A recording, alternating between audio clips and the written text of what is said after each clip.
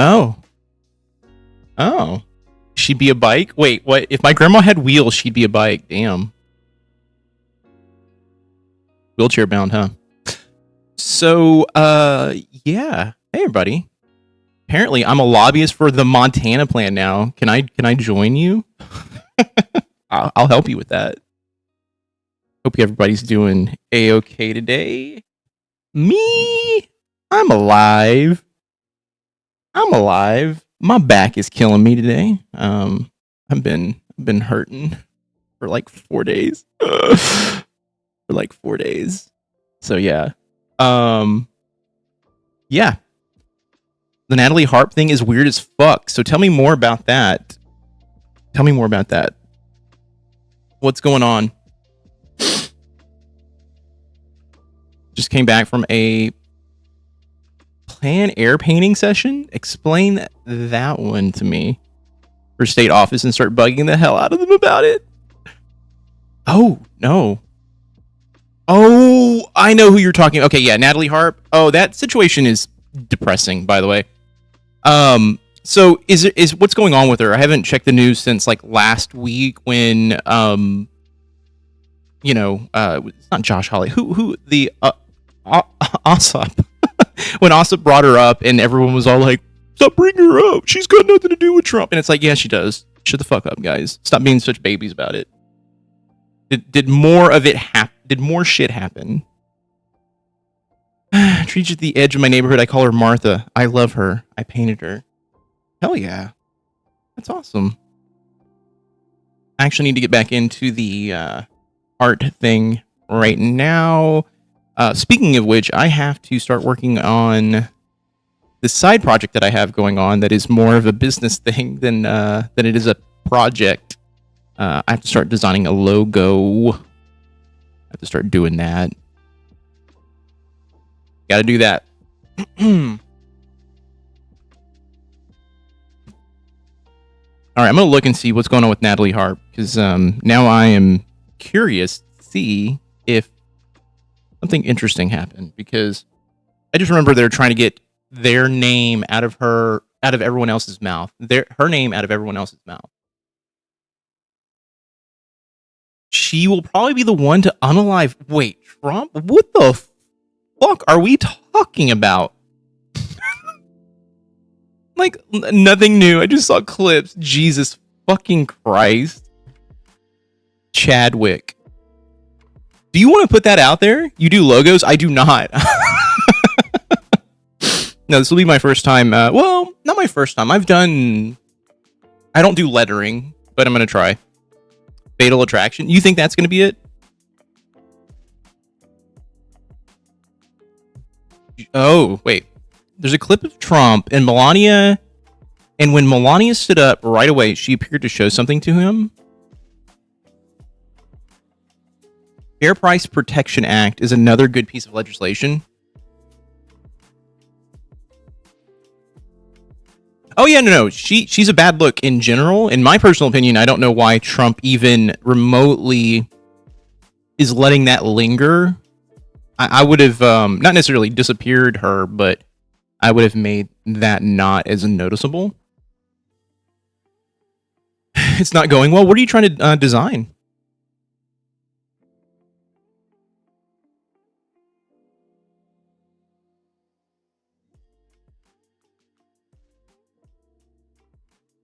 Let me see if I can find that clip.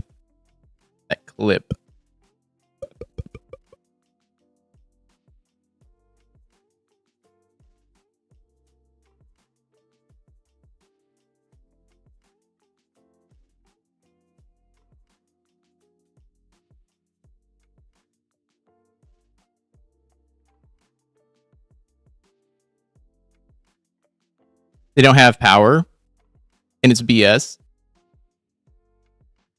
From everything else he's doing. Yeah, I mean, it is. I mean, here's the reality. Here's the reality about Trump right now. Everything that he is doing right now is to just deviate from what him and his party are trying to do behind the scenes. My personal opinion is they're trying to distract from the economy.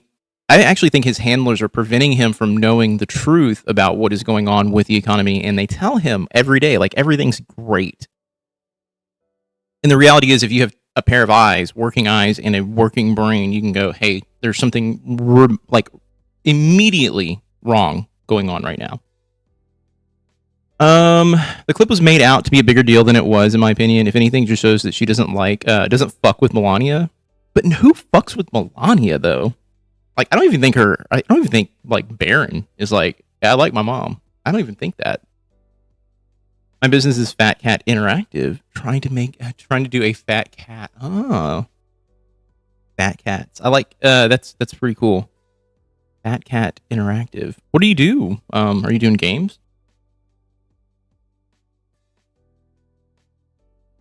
Let's talk about this beef that he's getting that China has had previously rejected. Wow. Rejected beef. Trump's mystery meat. All right. There's so many things we got to talk about today, it seems like.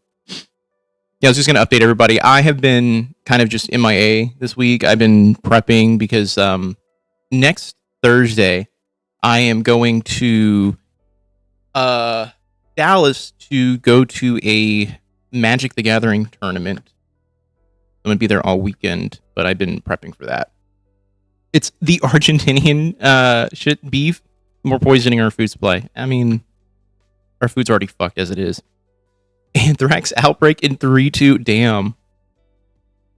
Specialized in affiliate marketing. Okay.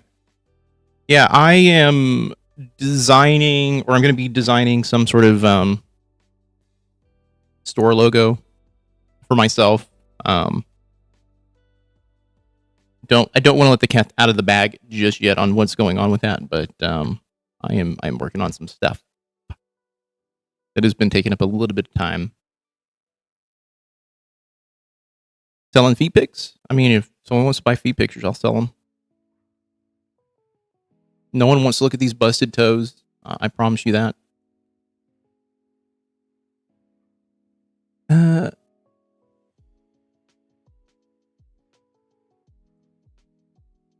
Well, I don't know.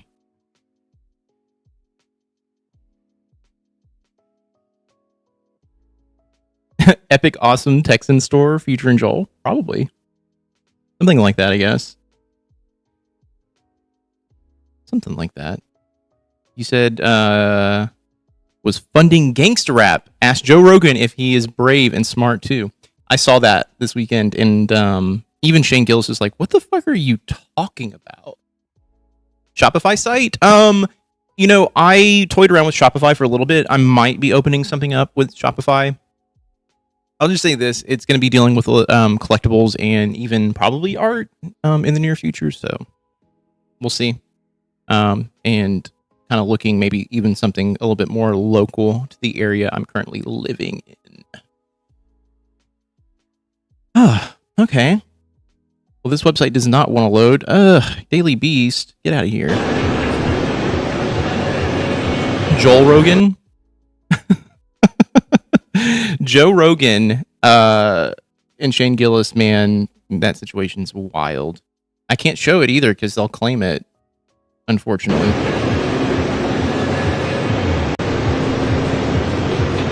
That doesn't seem like this seems like a nothing burger. Nothing burger, but apparently this is what's going on. Oh my god, it's her. So awesome.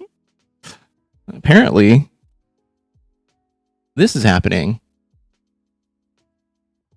Iran media claims Barron Trump has a 10 million bounty on his head and is being monitored in chilling video. All right, folks, we have a very chilling update on Donald Trump's disastrous Iran war in a way that's actually directly targeting Trump's own family, specifically his youngest son, Barron. According to reports, Iranian state TV is indicating that they have a $10 million bounty on Barron Trump. Again, incredibly chilling, especially when this comes on the heels of Trump saying that he plans to have an economic D-Day against Iran as well, suggesting that the war is escalating one way or another as both sides become increasingly desperate. And we have to talk about this. But before we do, if you end up liking this video and you want to support the channel, please be sure to hit the like, subscribe, and notification bell. Seems kind of cheap, to be honest. Is this a Mary Lou clickbait type shit? It is. I saw this and I was all like, do they? I don't know if I believe this. First of all, like, why is that on Barron? First of all, and then second of all, why?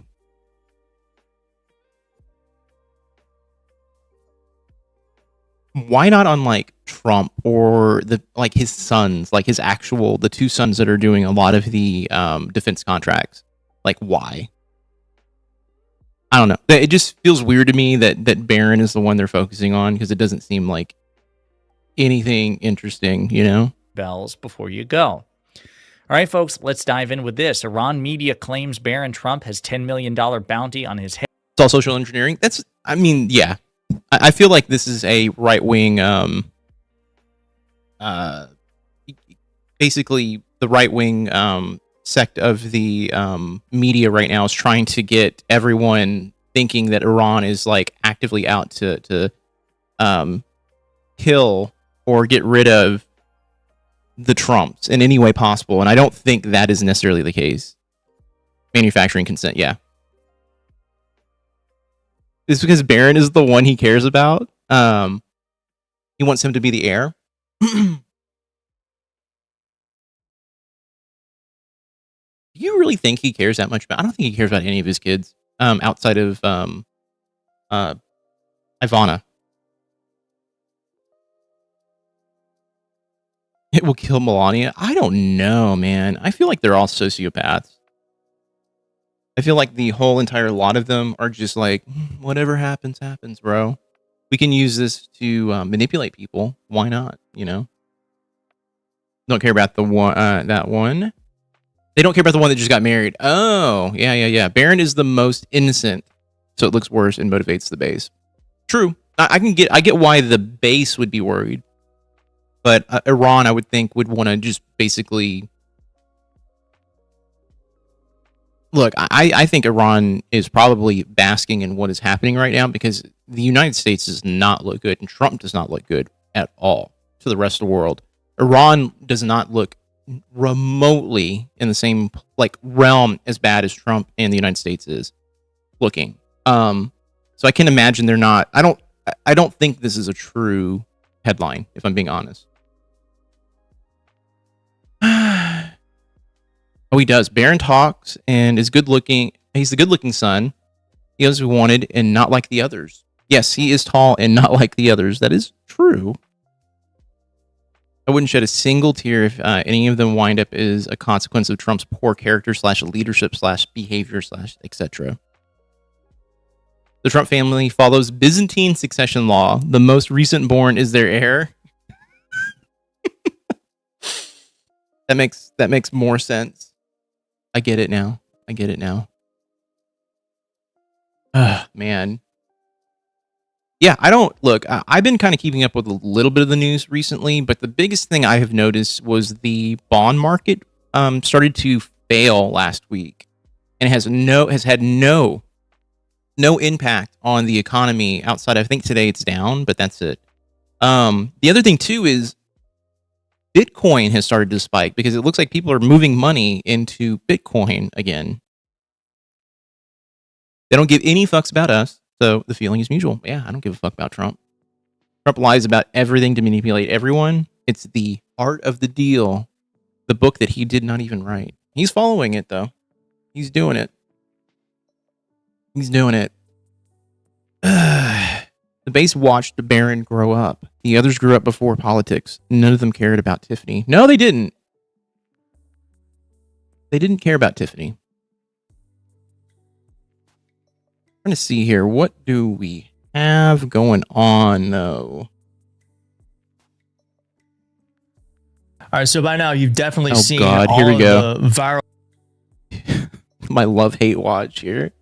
commentary around Melania Trump and her alleged feud with Donald Trump and Natalie Harp. We saw it play out in viral video that I'm going to show you. And many people were asking, what were they saying? If only we could read lips well. A lip reader did just that and has deciphered what Melania and Trump were talking about it in that now very viral moment that looked like an argument between the two of them.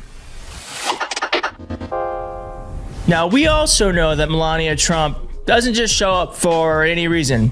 Melania Trump, she's a business lady.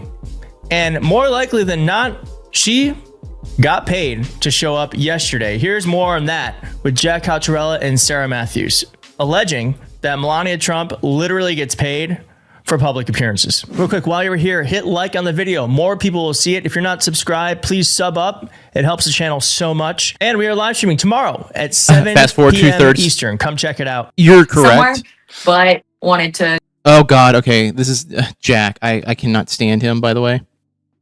Okay. Is he drunk? No. He has this kind of like laissez-faire sort of like, this is what I'm doing, this is what I'm saying, sort of talk about him. So August 20th when she showed up because she actually had to. Of this being out there, what? okay, hold on, I'm just trying to skip past Jack here. Paid a lot a few days ago on August 20th when she showed up because she actually had to touch Trump. I bet you that's extra. Look at that. They're raising it up. Extra? They really. Like what? She charges him like, you're gonna buy me 16. what bags do people want nowadays? Prada bags. All right, for touching your disgusting hand. You'd have to pay me to stand next to Trump as well. Me too. I wouldn't. Honestly, it would be a lot of money, like millions, to stand near the guy. Not even next to him, near him. Oh yeah, well, I don't know if she's 100% getting paid, but I mean, she's getting paid. I just want to see video of her running down the presidential golf cart jamboree. Wait, I need to see that. Is that a real thing? Really, we're trying to show everything's fine. It's Okay. 250 Grand Prix yesterday in Washington, She's getting her bag. Oh, she is. Natalie Harp, yeah. Okay, I need to see that. D.C. because when Trump touched her, she literally wiped it away. Hermes bag and diamonds. There we go.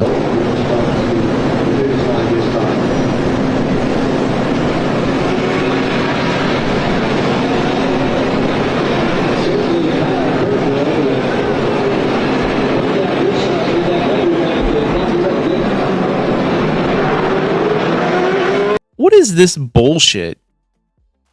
Can I just say that? What is this bullshit fucking like, okay, here. I need to see the end of it. This is bullshit. This is bullshit. This is bullshit. And then of course there is this very, very viral footage where Melania looks very upset.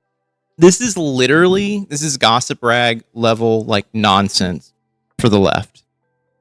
Crazy letters as well. Yeah. Hoo-yah Navy.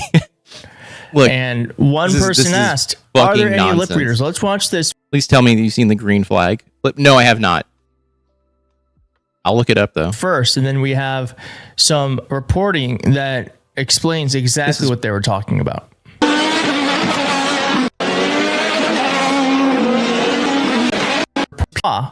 Them. Oh, here we go. Here we go. Natalie Harp story, because we saw them crop her out. Now look at this. We have this stupid flag has been going viral, but look at that. Look who's in the background. Natalie Harp. Natalie Harp. Now we know that the White House is aware of how bad this looks because subsequently the White House cropped her out. It's right for green screening. All right. They don't want her to be seen. Right. Now I've when got Trump something to live for signaled here. to Natalie Harp to come, I've got something to do. All right. By the way, I just want to also throw out here, I am going to be filming some stuff for the video I have been kind of working on and off about Mary Lou. It is going to be my last video I think I'm going to do on the cult gins unless something happens. But I've decided to just take everything that I kind of feel about everything going on with the show and just kind of throwing it out there. And this is my kind of go fuck yourself sort of thing. It's not go fuck yourself. It's the I'm done. I'm over it. You know, my life feels a lot lighter since I've stopped watching it too. I saw the episode title for the last one and I'm like, okay, it's the same shit, different episode. So I'm like, all right. Yeah, so I was going to tell you we could watch Ren today. I was going to also say the reason why we can watch it today is I went to their release form and noticed I have to have a link to the video, so I have to do the video before I submit it. That really made a huge deal about the horses. Did not work. Yeah, she doesn't care about it. She didn't care about anything. That's the thing they need to learn about her is once they call her bluff and then get someone on the show who is going to challenge her in her belief system and that is not her children, and then push that person to push her out of MAGA, you'll see how she is. You'll see who she truly is underneath. Because my personal belief is the whole situation with that show right now is that she says things to not engage, and she's just dragging everything along. She does little things to give people little breadcrumbs of like hope. The reality is it doesn't fucking matter. She actually tried to blame the Democrats. She always does. Yeah, of course. Getting mad with the Colchins.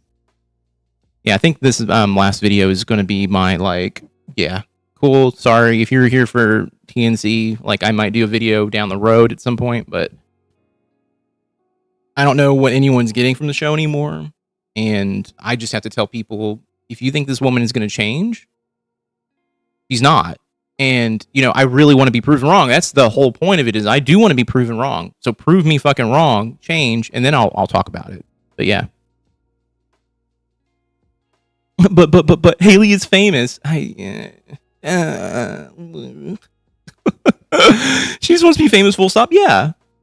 She wants to be infamous. She doesn't want to be famous. She wants to be known. She wants to be like Trump and be this person that people go, ooh, I love to hate her and I hate to love her, you know, that type of shit. She wants to be that fucking person. I'm not ready. It's such bullshit. Yeah, of course. She's not going to ever change. Sign the SAFE Act or the horses get it. Why won't the Democrats pass the SAFE Act to save the horses? Damn, Craig. Haley runs a middle-of-the-road bakery. Not the best thing to ever walk on the earth. Yeah. Joel, spot on. Yeah, it's the reality, though. She does not care what you think. She only cares about the nice things that people say about her or the fact that she is uttered. Her name is uttered at all. That's all she cares about. She doesn't care about anything else.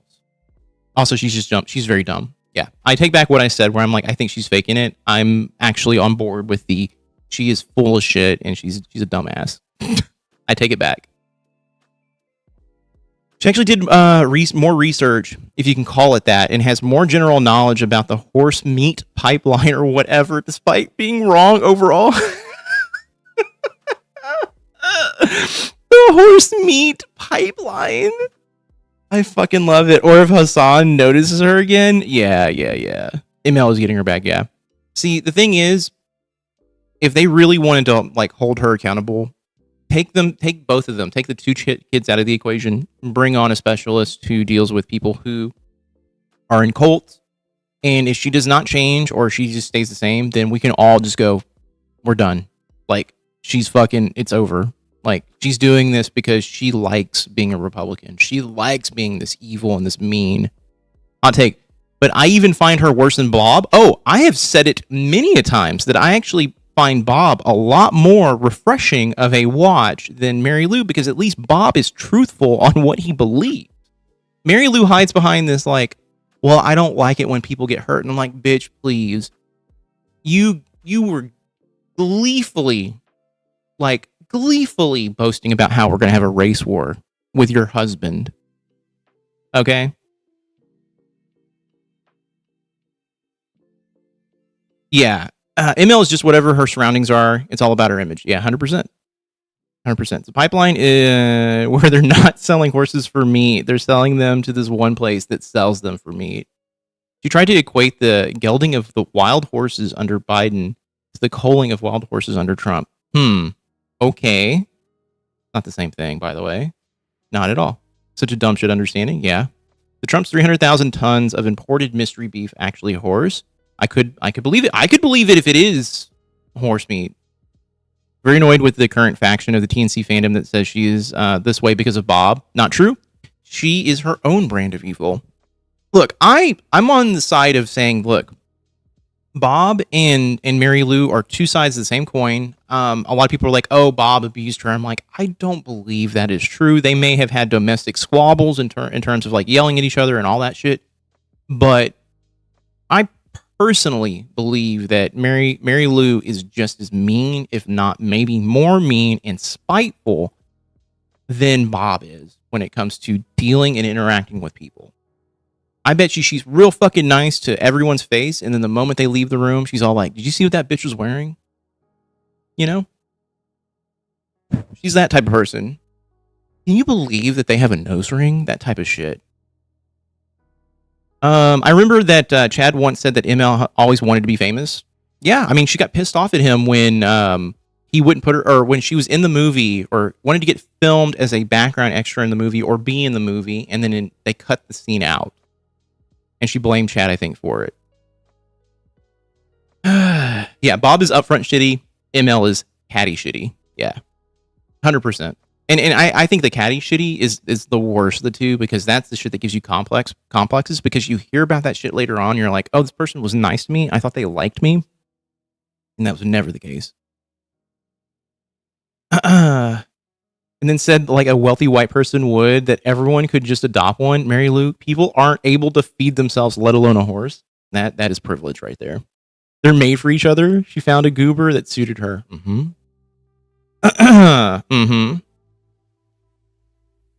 There's a conflict of interest in the premise of the show, which trying to make ML change, it's in the show's interest for her not to change. Exactly. And I think that's why, like, I got to that point where I'm like, bro, please, are we doing this again today? Are we having another episode where we're going to sit here and talk about the same bullshit over and over and over and over again? Yep, we are. And everyone's going to eat it up. You're going to have 76,000 people watching the episode day one just to get the same information and get fed the same thing over and over and over again. That is why it has been really hard for me to edit a video together, because, like I said last time I talked about it, every video I have edited can be applied to today, because she's not changed. She's not done a single thing, solitary thing, that has made a movement forward. If anything, she made some movements forward and then took 4 or 5 steps backwards. In the same fucking episode, on multiple fucking episodes, she has gone down a rabbit hole of saying that, illegal immigrants driving trucks are the reason why people are dying on the highways, and because they don't know how to speak English, they don't know how to read signs or anything like that. And then at the end of it says abolish ICE. The two things do not mesh. These do not mesh. They call it riding the crazy train, all right? The gravy train. You know, doesn't get Pink Floyd and Ozzy mixed together here again. I'm not an Islamophobe. I just don't trust the guy with the Arab name. Yeah, that's the other shit too that I'm like, bitch, come on. Not surprised Mary Lou confused contraception with murder. She's a dumbass. She said that you only need an acre of land to own a horse. She's so out of touch with reality. Like, look, Mary Lou, love that you are like, you just need an acre of land to own a horse, but no one fucking owns an acre of land, all right? There are very few people in the United States that own enough land to house a fucking horse, okay? Not racist. I just don't like hearing people that don't speak English ever, but they have funny accents. Oh my God. Did she do the Asian accent on, the Asian, I put it in quotes because they always apply the same, affect to the way they talk whenever they're trying to make fun of or talk in an Asian accent. Or I think they would be like Chinese accent. For just $1,000, you can adopt a horse. Bitch, I ain't got $1,000 for a horse in Oklahoma. No. ML votes for a Democrat, or she hasn't changed at all. No, I'm gonna go even further. I'm not even go that far, actually. I'm gonna say this: if she can say I'm not gonna vote for a Republican and I'll vote third party, I will then go, she has changed. If she says she'll vote third party, I will go, okay, she's made a change. I'll go that far. Because I personally do not think she will vote third party. I think she will vote down ticket Republican, even if she says she doesn't like the candidate. Even if it is JD Vance running, she will vote for JD Vance. I'm not even kidding. I firmly believe that she will be that fucking person who will tell you to your face, yeah, I don't like JD Vance, I'm not going to vote for him, and then vote for him.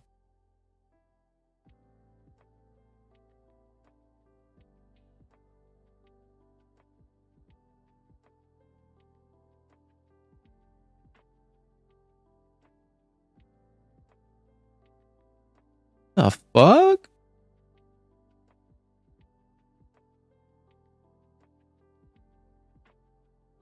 Oh shit. Okay, well, she'd vote for Hitler if he was Republican. Yeah, she would. She has no problem doing that shit. She would have no problem, no qualms with it. She'd be like, mm-hmm. I'm looking at the news today. I was watching a really good video about the market crashing last week. I don't want to put you guys through that because that's the stuff that only interests me. Ozzy Fudd Wobbit Slayer. Wait. I read that phonetically and I was like, wait, that's insane. At home with the Colchins, dude. At this point, like, they should just let Mary Lou just have her own YouTube channel and let her just try to figure it out. Literally, just figure it out. Emel would deny ever saying that she wouldn't vote for JD. Just like she said that Kamala would be the reason we would get into a war with Iran. It was actually Trump. Trump blaming Kamala for that.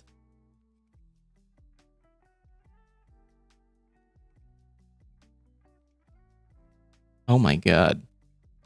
Song, look it up. Reminds me of Mary Lou. Can I actually play it on stream? Hopefully it's not copywritten. I'm on 1/4 acre and I'm using it to keep chickens for eggs and grow food. I'm not putting a horse that needs to be broke, caught up on all of the veterinary care a feral animal requires, and then, yeah. Everyone in the family, except Bob, wants to be famous.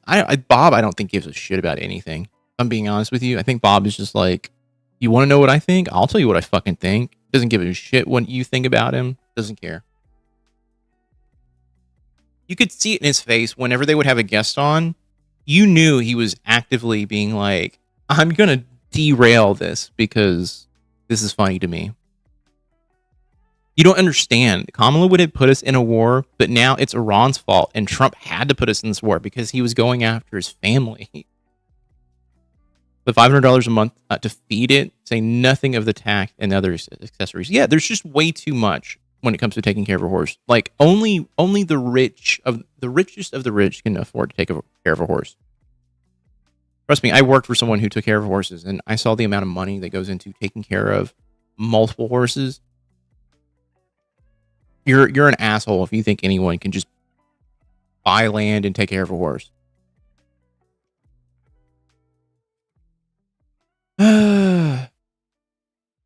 I respect Bob's lack of caring. I mean, honestly, there is something refreshing. I'm not trying to like glaze Bob and be like, oh yeah, Bob's great. He's not. He's a terrible human being. But there is something refreshing about going into a situation and being like, I don't care what you think about me. I don't care how you feel about me. You can go fuck yourself for all I care. There is something extraordinarily freeing about the idea of being like, I just don't give a fuck. I think Bob also likes the fame. They said he was happy about the New York Times article. I bet you he loved reading just how awful he is because I think he gets off on it. Yeah, he's at least authentically terrible. Yeah, Bob is honest. And like I said, there's a part of me that wished I could take a page from that book being like, I don't give a fuck. You know, I wish I could live my life being like, wow, I don't fucking care. My problem is I care a little too much. I worry a lot about a lot of things. Sometimes people think I worry about things I shouldn't worry about. Funny how ML was like, we might nuke them now because they threatened to kill Trump and his family. Bitch, Trump literally killed Iran's leaders. Yeah, and his family, including the 1-year-old granddaughter. I know. That's the shit that I'm like, do you not, like, think of the connections here. It's like the people who want to argue about, like, October 7th. And I'm like, hey,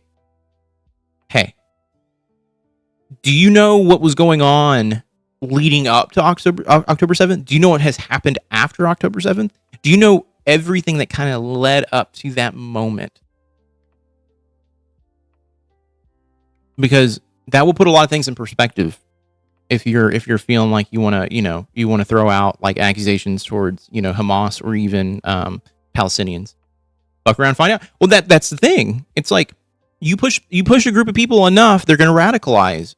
In my mind, the word terrorist is not a thing that should be applied to anyone, because as it has been said before, the people we label terrorists are the people who lost typically. He'd probably be different if he didn't have the money to not give a shit. True. I also think he'd be different if he had people around that actually showed compassion. I even think his kids don't show enough compassion. And I know you're going to be like, well, look at Bob. I'm like, well, yeah, but it's really hard to be mean to someone who is saying, hey, I love you and I care about you. I want the best for you. It's really hard to do that. Trump sent his own supporters as human shields to provide cover to the Proud Boys. Proud Boy attempts to exfiltrate Pence. Yes, that too. The U.S. and Israel are terrorists. Preach. Aries, preach. I'm with you on that one. Good evening. The economy is a lie. Did I fuck that up? Now I'm gonna go look. I have a habit of like really fucking up titles for some reason. I don't know what the fuck it is, but yes, the economy is a lie right now. What you are seeing is market manipulation, people trying to game the system, and they're gonna pull the rug out from underneath you. The title, okay, title is normal, sweet. Back then, South African apartheid resistance groups were labeled terrorists. Yeah.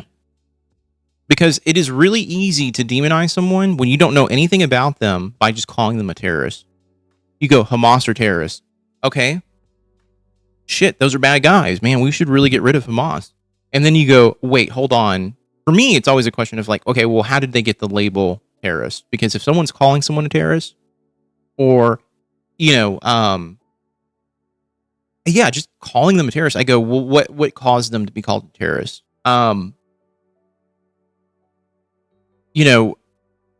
We can go down a rabbit hole talking about like, 9/11 and how that kind of like pushed that lexicon into the popular culture even more than like the stuff that was happening in the 70s and 80s. But it became a focal point. Like, we're going to get rid of these terrorists. And then it turned into, no, we're going to go ahead and do Bush Senior's war again, Just saw a report. We only have 41 days of crude oil stockpiled. Makes sense. I don't know if people. We talked about it a little bit about a couple weeks ago, but China's the reason why we have not had a massive spike in our oil prices. I mean, it spiked, but it hasn't gone insane. They actually bailed out most of the world because apparently they have a massive stockpile of oil. Massive stockpile of oil.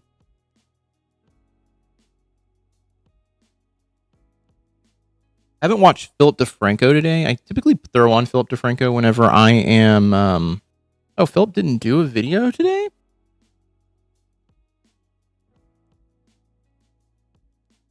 He hasn't done one. Common China W. Random, but... Is that one of your shirts on the chair next to you? I'm wearing mine right now. Yeah, it is. Hope you have been you've been doing okay. Miss you and Susie. Hey, I miss you too. I haven't talked to look, I'll be honest with you. It's been a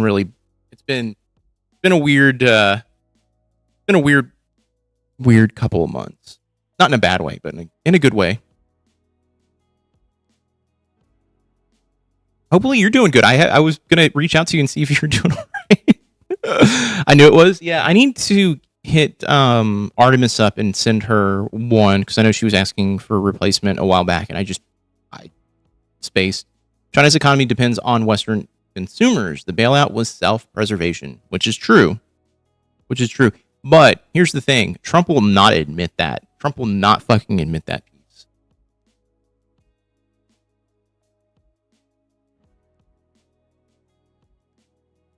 trying to see who was doing videos today. I only see pandering politics. I'm kidding. It's pondering politics, but he's been on a tear lately.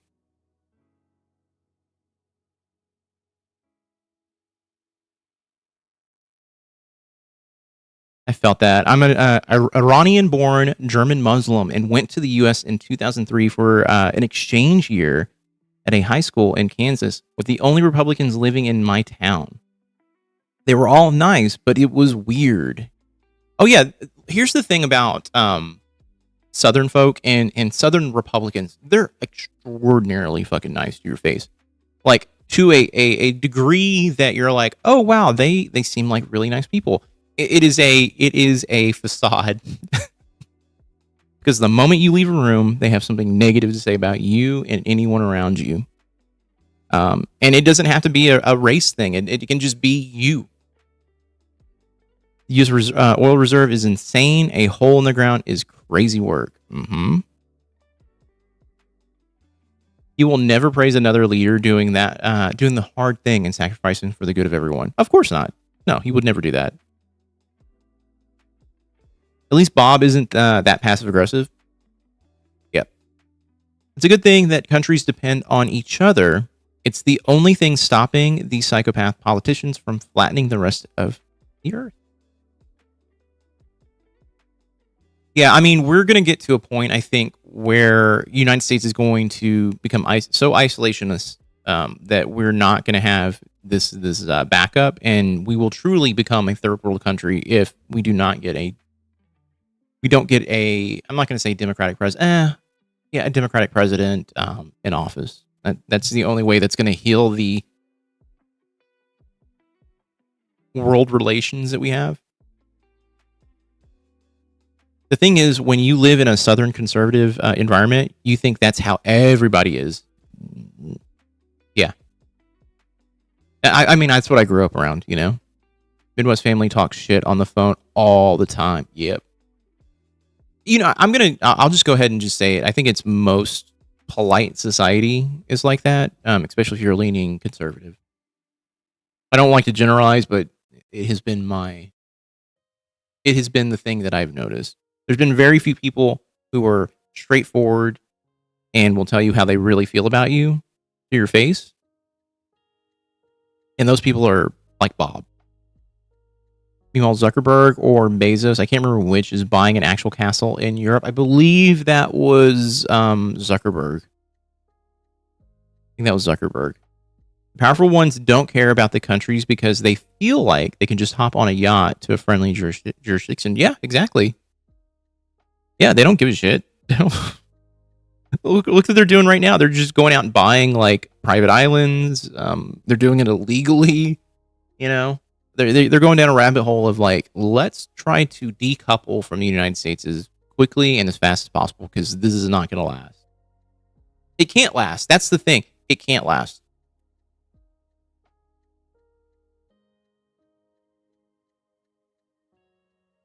Mm-hmm. You're right. They do have bunkers. They do. The car ride home, every family event when I was a kid was all about faking like I was asleep in the back while my parents talk shit about everybody. I'm just nodding because that was my life too. Yeah. The crazy drunk driving / like being angry driving home, talking shit about everyone in the family.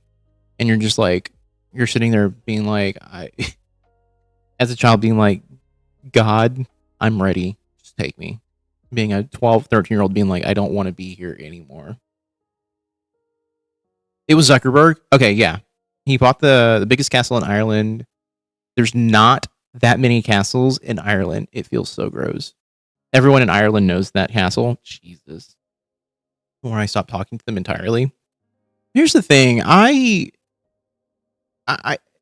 It's part of my makeup in that I want people to like me. I want the people who, you know, brought me into this world to care about me. And I might have negative things to say about them, but I will always tell them that I love them and care about them because I just want to return the kindness that I didn't get. And I've told my dad, I've told everyone in this whole sort of situation that, like, hey, you want to get to know me, get to know me. I'm in my 40s. I'm 42 this year, and I have zero connection. Like, no one really knows me as a person, as a son, as a kid. Like, no one got to know me. I'm looked at as a black sheep. It sounds like Joel's the stand-up guy I knew he was. I don't know. I can be mean, and I have it built into me because I have a defense mechanism where it's all like, if I'm hurt, I tend to push or hurt back. I'm working on that though. My mom actually died this past April, but effectively I grieved their loss in 2008. Yeah, you'd mentioned that. I haven't grieved anyone's loss per se, but I have made it there's a barrier that has been put up around the emotional side of things, where it is very hard for me to become, I don't know if the word is, I guess it is just emotional around memories with them. It's very hard to make those connections. The only time I do it is when I'm in EMDR, and then there's a wall that's put back up. You seem like a great guy, Joel. I'd definitely hang out with you. I would hang out with all of you. You guys all seem great and lovely. Even if we don't agree on everything, like, I would hang out with everybody here. Turned out to be a dickhead when you got a decent line to send back. Yeah. That too. If everybody in your community is backstabbing, disingenuous, liar, it's very easy to be scapegoat people outside of your community as backstabbing, disingenuous liars. Which I'm trying my damnedest to not, like, apply to people. I learned at a very young age that I can't trust. I can't even trust my own parents. How can I trust strangers? But yeah, it's one of those weird things where, I want that to not be my MO when it comes to interacting with new people and things like that.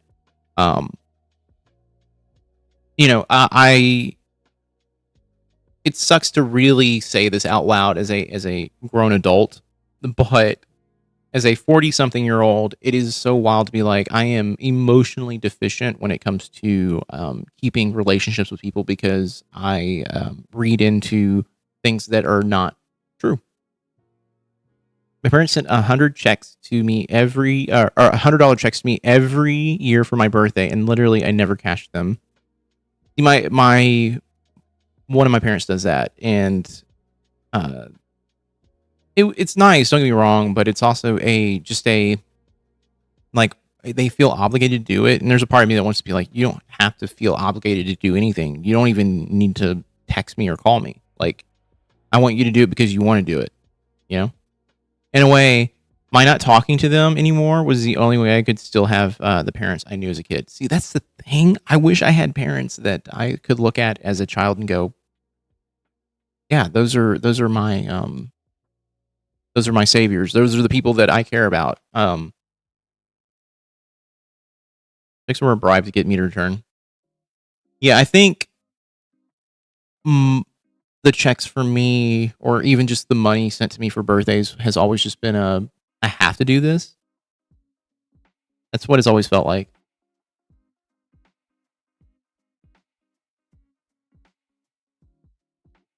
Oh, by the way, did y'all see that? It looks like Tallarico is actually doing really well in Texas right now, like ungodly well.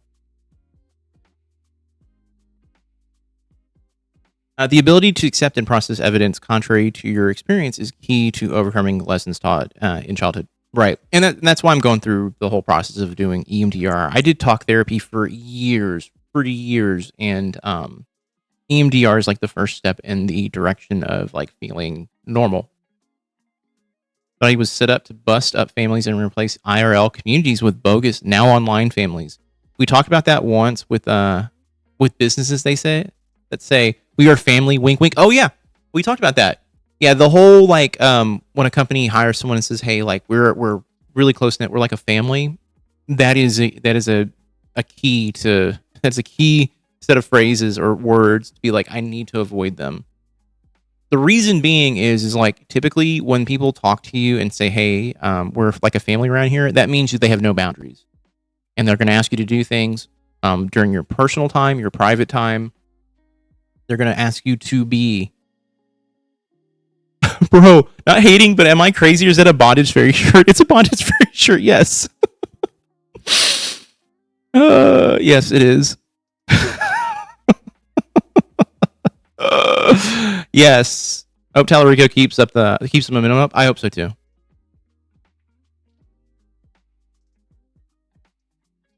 Or Godly Well. Yeah, Godly is another one. Oof. Place I worked at had they introduced Bible study during lunch like at one point in time. And I immediately was like, can I like make a complaint? So if I don't go to this Bible study, does that make me not like look okay to them, or am I being forced to go to this thing? Like it feels like a trap. So is there a really big shift away from so is there a really big shift away from the Republicans? I hear of it, but since I don't live in the US, I'm not really up to date. So, okay, that dovetails into something I had on my agenda, which is there was some polling that came out yesterday. Bro, not okay. Yeah, no, I read that already. Some polling came out from CNN yesterday that, in my personal opinion, I was like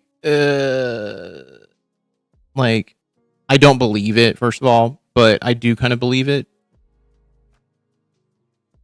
But we'll pull it up. I don't trust any polling on Republicans, first of all. And I'm saying this because the reality is if we're thinking the Republicans are doing good on the economy, you're full of shit. It's not true. I remember bondage fairies. Look up Fakota cat dancer. I am familiar with that as well. I think it's more of a pull away from establishment politicians. It is Dakota cat dancer. I actually have the there's a card set that came out. I think I have the card set for Dakota cat dancer. Dakota cat dancer. So yeah, I grew up in the 90s and people were like, what the fuck is bondage fairies? It was a stupid fucking it was actually, I think it was a translated manga like from Japan. Brought over to the United States, and it's just crass is all it is. It is literally pornography. Suzanne bought me the shirt during Christmas last year because she's like, I had said something. I was like, oh my god, I used to own this in like the late, well, not late 90s, like mid 2000s, and I don't know where my copy of it is. And she goes, okay, cool. She just put it in the back of her head, and then she bought it for me, and then I bought 2 more bondage fairy shirts. Okay.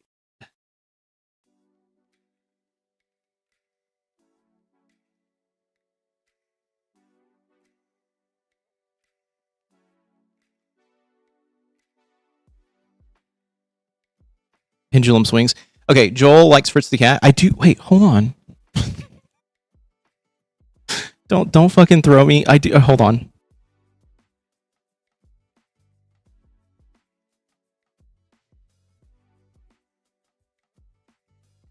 I have the life and death of Fritz the cat on my shelves. All right, don't come at me. All right.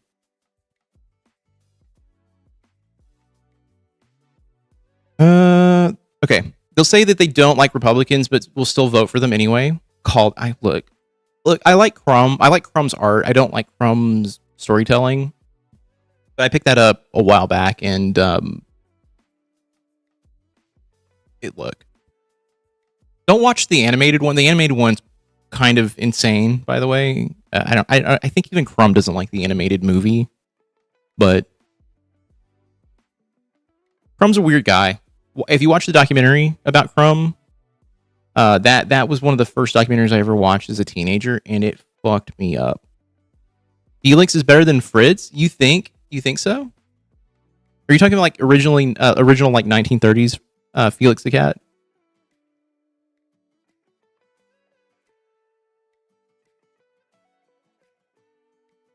We're gonna go down a rabbit hole.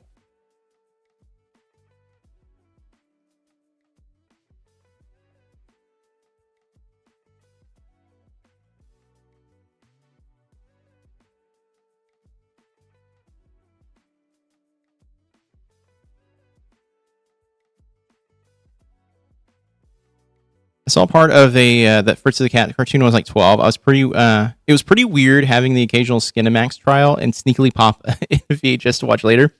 Yeah, I have watched Fritz the Cat, I think twice. One, I was very, very high when I watched it, but it's not for everybody. President Trump came into Washington on the promise of cleaning up the swamp. Cleaning up the swamp. Well, the American people say he is failing at doing so, and increasingly so. Look at these numbers right here. Okay, disapprove of Trump on corruption. You obviously want that number to be south of 50%. It was south of 50% at the beginning of Trump's second term. Look at that, 43%. But now, up like a rocket. We're talking nearly 3 in 5 Americans, 59% disapprove of the job that Donald Trump is doing on corruption. Among independents, it's the exact same trend line. It was south of 50% at the beginning of his second term, 48%. Now it's nearly 2 in 3. The American people are increasingly believing that Donald Trump is not the person to clean up the swamp. If anything, he is now a member of the swamp, and you can see it right here. His disapproval ratings on corruption, something he had promised coming into term number 2, not where you want to be. The majority of Americans think, in fact, they disapprove. So what is it that has sort of turned them, made them see this? The Corpse, thank you so much for the follow. I appreciate that. That is a very clear number there, that they think he is the swamp. Yes, they think he is the swamp. They think he is part of the corrupt resub. Swamp. Thank you. Why is it? Well, it has everything to do with his actions. Say Trump's business interests influence his decisions as president. A very not nice 69%. Eek the Cat. Hey, by the way, Eek the Cat is great. But I like Courage. If we're talking about animals here, have you seen the Retro Bird YouTube channel, Rabbit Holes? That dude rocks. I'll paste it in Discord. Yeah, send it to me in Discord. That'd be great. South of 50 shouldn't be close to 0 yeah, it should be, but that's why I don't trust any of these pollings, because I don't think they're real. I think these are all modified and I'll be very frank. I don't believe anything that is coming out of any of these news organizations at all anymore. Just at all. About how business would be better if Trump wasn't manipulating the markets. Oh yeah. Stupid dog. Don't say that about Courage. Polling hasn't exactly been very accurate in the last few years. No. And the reason it hasn't been accurate is literally because the fact that we have, I think, 3 different people owning the entirety of all of these news organizations. I see Ren and Stimpy influences in retro gaming videos. Oh, in his.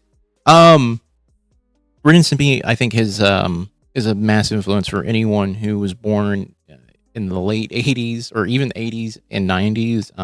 I know for me, even though I do not like John Kay as a human being, I have to admit that was a massively influential thing for me as a child and into my young adult life.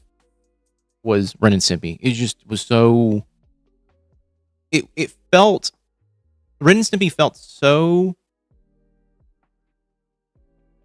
beyond the pale. Like, it felt crazy to watch it. And you're like 9, 10 when you first see it, and you're like, this is insanity. Like, you never thought this would be... Like, this is not something you would ever think would be a cartoon. Ren and Stimpy, Count Chicken's fucked, by the way. Be real, Trump's manipulation of the market is directly counter to the fundamental tenets of conservatism. Everything that Trump has been doing is legitimately directly is against the tenets of conservatism. He is the exact opposite of what a conservative actually wants in government or should want in government. Like, policing people the way that they've been policing is that is the big thing for me. Like, the big thing. Ren and Stimpy was my jam. I never liked the aesthetic of Ren and Stimpy. So the deal with Ren and Stimpy is when you know about what John Kay was trying to tell people, the animators at least, was like, hey, every panel, every single piece of art that you draw of these characters has to be different. To have that much of a no, we're going to do it this way. And that creative control over how like the cartoon was, like it made it insane feeling. Like you could never really get a handle on like how these characters actually really looked, because they were just always being drawn so differently in every single fucking panel. Now, as time has gone on, John K. he got yeeted, I think, like on season 3 of Ren and Stimpy. There's a couple of reasons. There's a really good documentary about it. John K. is not a good person. If anything, he should never have a single job in animation ever again. Should never have to should not be able to interact with children at all. But I'm not going to demonize the cartoon because there's a lot of people that worked on it that did a lot of good things with it. But yeah. Have you watched Smiling Friends? Do you like it? I have not, but I've seen a lot of clips from it, and it does feel like that would be up my alley for sure. I watched a little bit of Adventure Time. I like that. That felt very like not Ren and Stimpy-esque, but it kind of felt like old school Nickelodeon. It's super hit or miss. I mean, that's with a lot of cartoons, though. I felt that way about Adventure Time. Like, there's some episodes I'm like, I've been planning a log tattoo for a while. Oh my god, I should just do it. This is my sign. Do it. Hey, log, it's big, it's bad, it's good. It's better than bad, it's good. Wait, hold on. How does that go again? Everybody wants log. You're gonna love it, log. Rocko's Modern Life was also my love in life as a child. Watch Rocko's Now. That is not a child's cartoon. But I appreciate what it does. I like Smiling Friends generally. Yeah. Rocko's Modern Life, though, was like my legit, like, I think about it all the time, and it's like, it's one of the few cartoons that I can go back and sit down and watch it and be like, okay, yeah, like this is like a comfort show for me. I also really like, I used to like The Simpsons quite a bit, but like the first like 5 seasons of The Simpsons are like some of my favorite things to watch. The irreverence and energy they portrayed in everyday things was compelling. Yeah. Oh, yeah. I want an Ice King Adventure Time tattoo. There's only one tattoo. I don't have a tattoo, by the way. There's only one tattoo I waffle on getting, and it's a Neon Genesis tattoo. And the person who I'm seeing for medication management showed me their tattoo, and they have a Neon Genesis tattoo. And I was like, man. The only reason I haven't gotten it is they've changed what the meaning of that symbol is in the redos, and I'm like, I just don't want to be associated with the changes and shit like that. Doug was a shit, and also, here's my name. Doug is also another cartoon I watched pretty religiously. It really was disappointing when it moved to ABC, because I think it lost a little bit of its, like, I don't know, the Nickelodeon feel when it moved. But all the others, even Bobby's Rolls, were cool. Life with Louie was one that I forgot about, and I watched a video on it the other day, and I was like, holy shit. So many of those 90s cartoons I felt like were appealing to the Gen X parents with esoteric beat knowledge. Yes, because you have to understand, like, most of the kids' cartoons at the time were pretty fucking boring. Like G.I. Joe, boring. Transformers, who wants to watch that? He-Man, there's some really weird shit with that, but Thundercats, who wants to watch Thundercats as a grown adult? Not very many people. But when you make a show that has thinly veiled, like, crazy jokes that are adult in nature but kind of go over the head of kids, like, yeah, it's a great watch for adults, you know? You're just a little older than me, I can tell. I was born in 84, if it helps. I was born in 1984. 89? Yeah. I'm probably good 5 years older. He-Man is such a hard watch. The cuts, the recycled footage is actually terrible. It's awful. But if you want me to be really honest, I liked the movie that came out. Oh god. I was not prepared to like that movie. I thought it was gonna be dumb, but I thought it was actually kind of cute. Even though Jared Leto is Skeletor, I thought it was this is adorable. I'm 56. I was born in 89. Shut the fuck up. Duckman is a cartoon I should have never watched as a kid, and I watched all of it. That, by the way, that is an old joke to a very long time ago. Right, Craig is pulling out the old hits. I banned a child. When we were playing Dead by Daylight on stream, I banned a child from our games because they lied, and I found out they lied. They came back on and being like, "Hey, I'm just an adult. I was born in," and they said the year I was born in. And I was like, "Okay, well, how old are you?" And they're like, "I'm 56." And I was like, "Bull fucking shit," because I am fucking born in 84, and I am not 56, motherfucker. I banned that motherfucker so hard. It was so funny. It was so fucking funny. Cherry, you remember that? That was the funniest fucking. It was the funniest fucking thing ever. That motherfucker. And then we were pulling up his picture. He pulled some fucking random dude's fucking face off the internet and used it as a profile picture. It was so bad. It was bad. About 15 years ago, we were watching a bunch of series from start to finish. We watched He-Man, and it was hard. It is very hard. That He-Man is the worst fucking thing in the world. Cartoons we should have watched. Books we ought not have read. But yeah, I will say this: if you want to watch the new He-Man movie, it is not bad. Like, it has no right being as good as it was. It was like, I was actually kind of shocked. I would rate it like on a scale of like 1 to 10. It was a solid like 8. I might watch it again.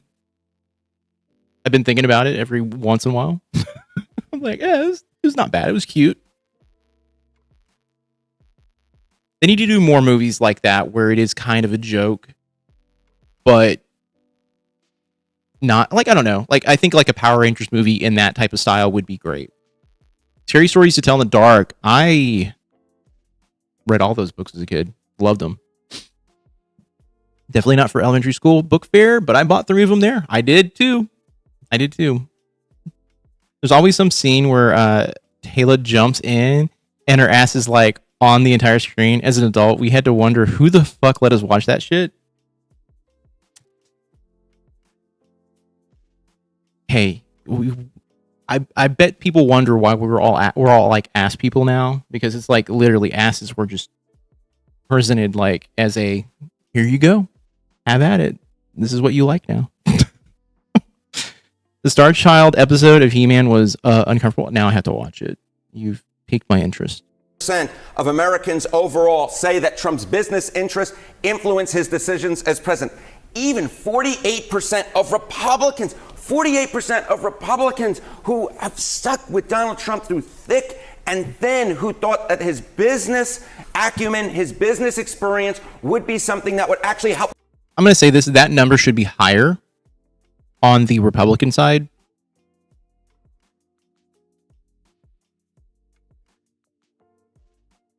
Or wait, hold on. Stays Trump's business interests influence. Oh yeah, this should be higher in my opinion, because he is trying to run the United States, as he likes to say, as a business, but it's not going well. Keep him out of the swamp. Now say 48% Experience. say his business interests actually influence his decisions as president. When you get 69% overall and nearly half of your own Republican base saying that your business interests actually influence your decisions as president, no wonder your disapproval rating on corruption up like a rocket. Fabulous Furry Freak Brothers, Robotech, by the way, which is a bunch of different anime series just like smacked together. Like Macross, I believe, is in there. Gundam is thrown in there. There's another one in there too. Ralph Bakshi, which Ralph Bakshi did the Lord of the Rings thing. He also did, I believe he did the 9 Lives of Felix the Cat. Not Felix, I'm sorry. Of Fritz the Cat. Macross. Hey, I really wish I could get into Fritz. Yeah, he did that one. He also did Cool World as well. I don't know if you guys remember Cool World from the 90s, but that movie is should not have ever been made. Should have never been made. It's not a good movie, but it is a weird one if you ever want to watch something that is just banana sandwich. Cool World is a weird fucking movie. and was meddled with by the studio. If he had gotten his way, he would have made an even weirder movie than that. Brad Pitt's in that one as well. Jumping up and down. And the approval rating going down. Fire and Ice, sinking into the swamp. Frank Frazetta. God, there's a really ugly Frank Frazetta jacket going around right now. Maybe I'll find it and we can show it to you. How is this all impacting? So bad. You're So welcome. bad. How is this impacting the Republican Party As at large? as Sarah was saying, you know, that disapproval rating on corruption going up like a rocket, therefore his overall approval rating going down in the swamp. I had to add the data. This guy is so fabulous, man. I love him. Fire the Wave motion gun. Space Cruiser Yamato. Bakshi got fired from Disney for saying Mickey Mouse was a black guy.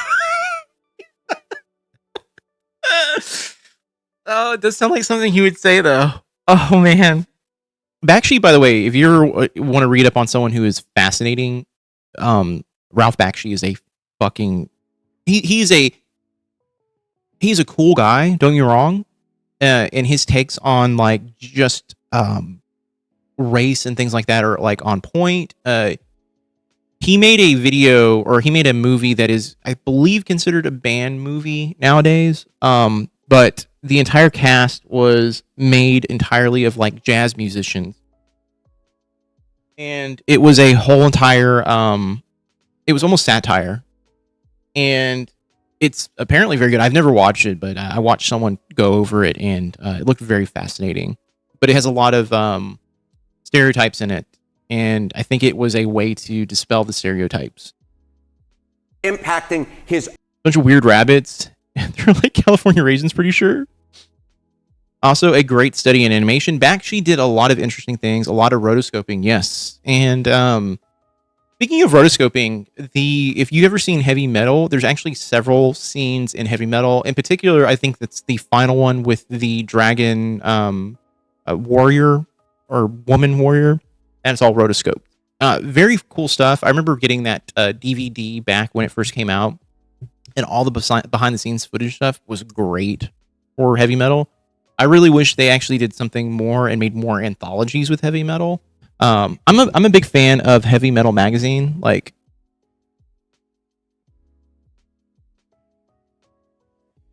I've got a stack of old Heavy Metal magazines behind me. Ugh. I pull them out every once in a while. Oh, there's a Mad magazine as well. But I have a stack of Heavy Metal magazines that I had been kind of collecting on and off for, I would say, like 2 decades. I think they stopped printing them for a period of time and they were only coming out, like, I think quarterly. I think they went back to being monthly, though.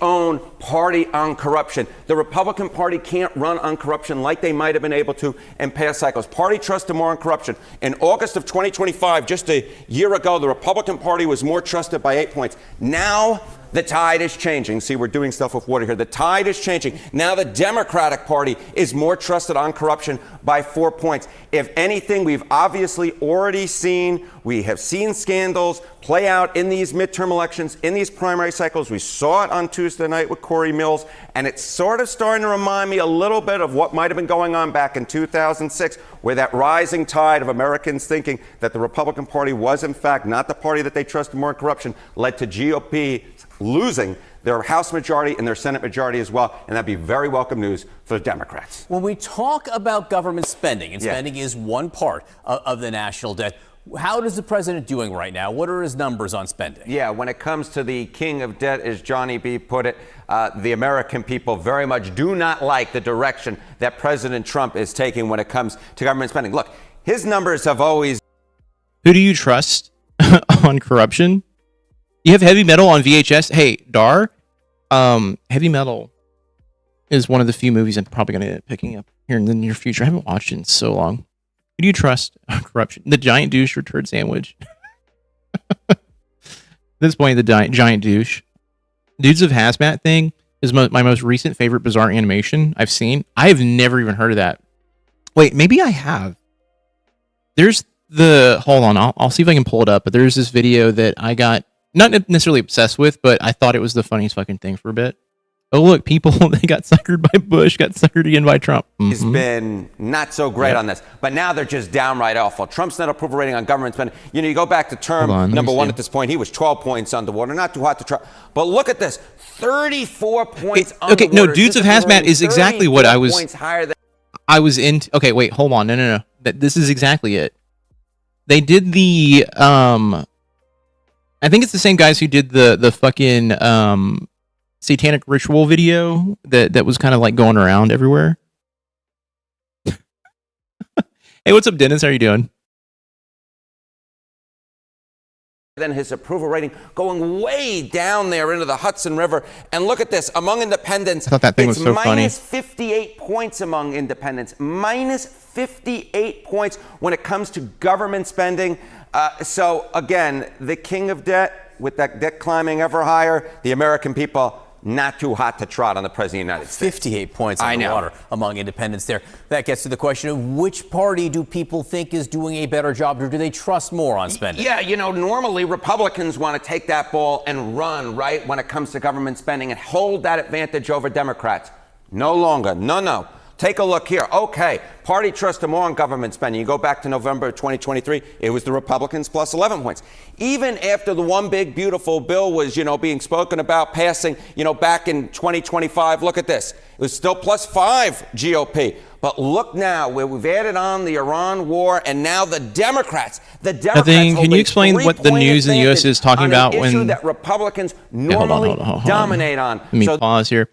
Can you explain to me what the news in the U.S. is talking about? Okay, the government spending, and I'm German, so I don't know what the point that point means. So essentially, this is what the government is spending money on. So, like for instance, right now we're dumping a ton of money into Israel's lap for "quote unquote" defense. Like this is money that should not be going to Israel and should be actually going back towards, in my personal opinion, towards taxpayers. I'm not paying taxes to fund Israel's war. Essentially, on average, the people's outlook on spending is negative 34, meaning more people think it's bad than good. Yeah, more people have a negative opinion on it. That is correct too. Actually, Lord of the Rings, Jackson's Lord of the Rings. Now, oh God, that is considered a that's blasphemous. I mean, I have no dog in that fight. Because look, I'm not the biggest fantasy person, so when it comes to talking about Lord of the Rings, I'm like, I'll take it in any way you want to give it to me, but I'm not gonna get butthurt if someone says something about Lord of the Rings. I'm like, these are made up numbers. Nobody could approve anything he's wasting money on. Yeah. Well, I mean, no one could, and I agree with that. I think most people should be extraordinarily pissed.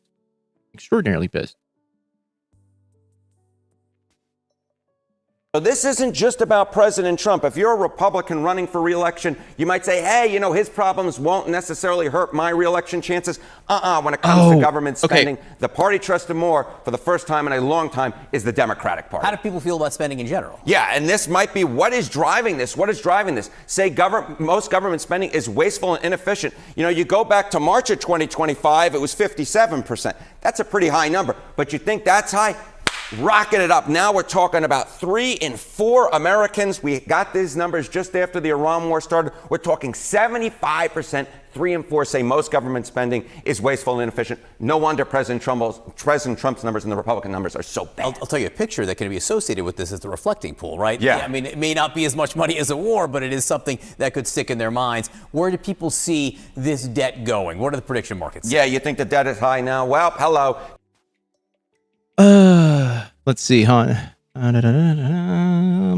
The Bakshi Lord of the Rings was more true to the books. They just cut a ton out of ton. Yeah, I mean, the Bakshi's situation though was weird. I even think the Tolkien estate was against him doing the animation.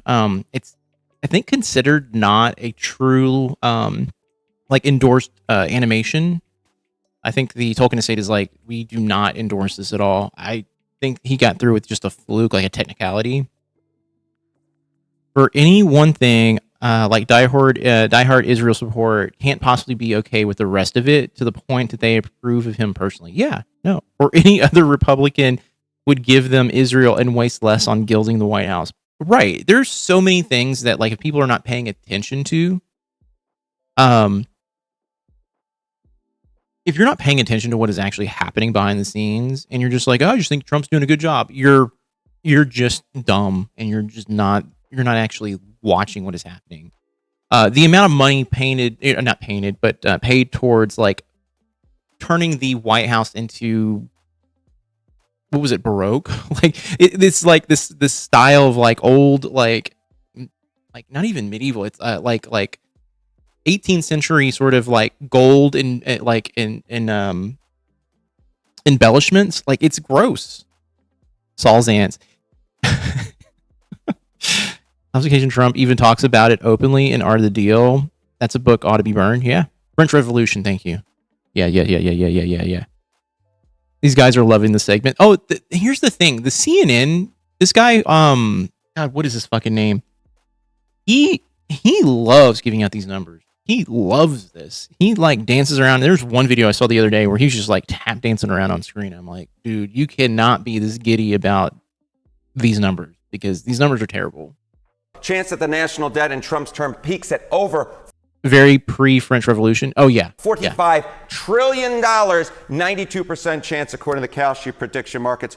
Well, a reflecting pool indeed is reflecting poorly on the President of the United States. As they say, $1 trillion here, $1 trillion there, sooner or later. Take $1 trillion here. It adds up to real money. Net satisfaction. I don't know who brought up Dakota, the cat girl. It's actually Omaha. I have the card. I have some of the cards. I think I have a few of the books downstairs as well. Such a weird fucking thing. But Omaha, the cat girl, was the first, I think, real instance of a anthropomorphic, whatever it is, a cat person being a cat person in a comic, but being a human, not like just a cat. And it is over the top cheese, and I think there's, like, sex in it, and it's a weird book, by the way.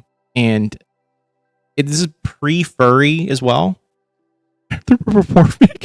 I can't say it. I'm not going to do it. All right. Every time I'm going to say it, I fuck it up. All right. It is one of the few words that I go, you know what, Joel, that is not in your lexicon. Even though you know what it means, you're going to fuck it up. It's there's also there's a name, and I'm not going to say the name, but I cannot say a name in particular without just sounding like I am being an asshole. Sex cheese sounds bad. Is the right term. Okay, so Baroque is the right term. Trump wants the White House to be Versailles, but it's all fake and made of plastic. Yep. Donald Trump is copying ornate Rococo French Imperial Versailles style, closely mirroring the heavy gold leaf maximalist aesthetic of his own Mar-a-Lago estate. Even trying to phoneticize it, I messed it up. It's fine. Versailles. Did I say Versailles? Oh, okay. Versailles. Sorry. Look. Versailles. Okay, we're doing Versailles. What are we doing here? Look, I'm gonna mess up these words, all right? I'm gonna mess them up, all right? Now you're gonna listen to of Trump's DC building project. Playing a game. Look at this. 33 points underwater. You can't really get worse than that. That is the sigh like satisfaction. By the way, he no longer carries size anymore. No more size for Raph. He now carries a GT. Is 33 points higher than the satisfaction rating there. How about among independents? You think that 33 points is low? How about this? Into the Potomac River we go. Versailles, minus 52 points with independents. Americans want no part of these D.C. renovation building projects that Trump seems to be absolutely in adoration of. He seems to be perhaps the only one. And this group, independents, do you think they'll be pretty important in the midterm elections? Yeah, you know what? It turns out we've spoken about this, Johnny B. Ray Fiennes. Hey, by the way, what has he been in recently? I haven't seen him in anything recently.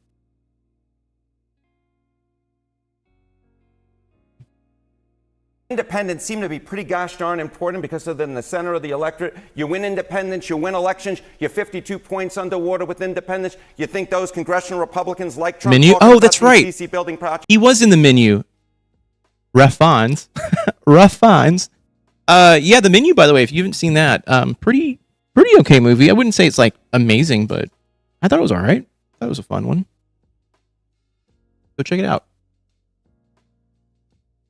Absolutely not, because these are the types of numbers that make election nights News good? very, Yeah, it's very good. wrong. So if you Look, I know there's people out there who's like, it's groundbreaking and stuff like that. I'm like, I've seen movies just like it, but it's good for a. He was in the menu with my favorite alien human hybrid. You're talking about God, what's her fucking face? Anya Taylor-Joy. There you go. Is that it? Because she does kind of look like an alien to me.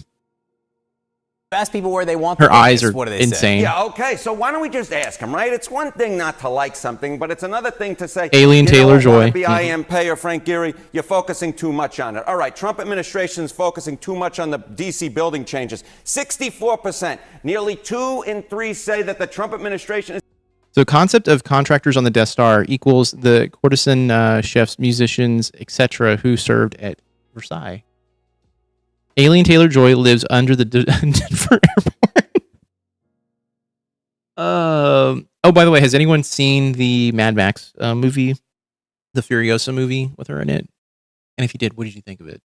I didn't hate it. I thought people were kind of being a little harder on it than they should have been. But you can't. No one's ever going to beat Fury Road at all. Like, you're not going to beat that movie. Like, no movie is going to match the energy of that movie. Okay. And I liked what's his face as the main bad guy in it. He's fun. He's fun. Is simply put, focusing too much on these reconstruction projects. You know where they want the focus to be? They want it to actually be on the reasons that Donald Trump got reelected to a second term. That is lowering prices. But guess what they say? They say the Trump administration is focusing too little on lowering prices. 78%. We're talking 4 in 5. About 4 in 5 Americans say that they... Okay, we got it. The new Philip DeFranco has hit the timeline, guys. Go. This 18-year-old streamer's mom attacked him on camera. Oh, I watched this last night. Oh my God. I watched this last night. That fucking situation was like, this kid has been in an abusive household for years, is what it appears like.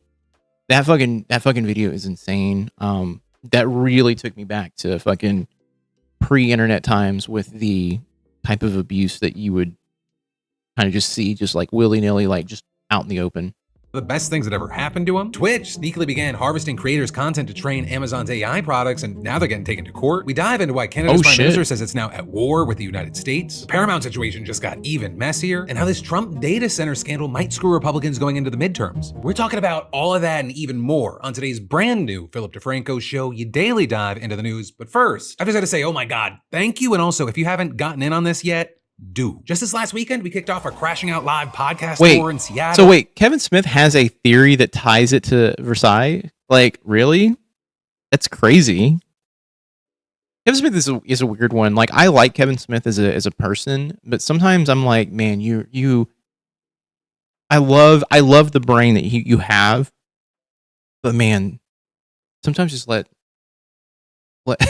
maybe not do the weed so much. And let the movie, let the movies just kind of be what they are. Clerks mentioned it. Oh shit! Really? Hold on. Is it the first one? Because I've watched the first Clerks a few times. I haven't watched it. I will be very honest with you. I haven't watched it in 20 years. So it's been a very long time. If this is the first one, that's crazy that I don't remember that. Because I watched Clerks, and Mallrats like quite a bit. Outside of that, the only other like Kevin Smith movie that I really enjoyed was maybe Red State. Only seen the first one. Okay, yeah, because the second Clerks movie that is a tough watch. And I think the third one is apparently not good. I mean, I already had the ending ruined for me, so collateral damage at least. Yeah, I think that's right. I have to watch it again. It's been so long. Does Clerks hold up now? I don't know. You know, that's the question I'm going to ask myself as the caffeine. I'm getting hyper here. Contractors on the Death Star deserved it. You know what? I think anyone who's going to work on the Death Star deserves what is going to happen to the Death Star. All right, in Portland, and it was so amazing. Every single show is different. Bill, I love you, but starting with this next weekend. On Friday, we're going to be in Boston. Want to see your beautiful faces. And then after that, we'll be in San Francisco. Yeah, I mean that's all. I think a lot of the '90s movies, especially the indie movies, you know, you kind of have to take it for what it is and watch it. You know, quirky movie about nothing. Hey, you know what? One of my favorite TV series ever is Seinfeld, and even though Jerry Seinfeld is a fucking Zionist, I still think that is a fucking well-written show. Even though I believe Larry David had a lot to do with that, more so than Jerry Seinfeld did. Francisco, Phoenix, Denver, Atlanta, Chicago, St. Paul, Washington, D.C., and Pittsburgh. And you can get your tickets right now at crashingouttour.com. I got a link in the description in the top comment. But with all Seinfeld is by Michael Jackson. I'm trying to think of who my Michael Jackson is. Because Michael Jackson's not my Michael Jackson. No Love for Dogma. I have never. Oh my god, I'm going to say it out loud. I have never watched Dogma. I've never watched it. And I watch a lot of movies. That's the thing. It's like movies is like my favorite thing to do, right? Jimmy Page as well. Jimmy Page. You know, I'm not a Zeppelin guy either. Maybe fuck, I can't even call myself a Beatles person. I don't even go around going like I love the Beatles. I don't.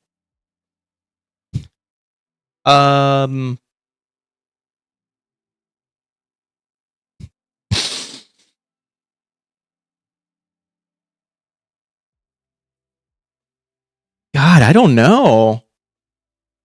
I mean, I almost said Tom York, but Tom York is only guilty of just being a fucking.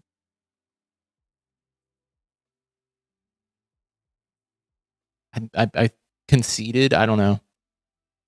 Like overly privileged, I think is what I would probably throw at it. They were building it. It was populated with independent contractors on one who didn't have to be there if they didn't want to do Watch Dogma. No love for Led Zeppelin. I do like. Look, I'm not going to sit there and be like, I hate Led Zeppelin. I don't hate Led Zeppelin. I just will say this: Led Zeppelin is not on any sort of Spotify playlist that I have.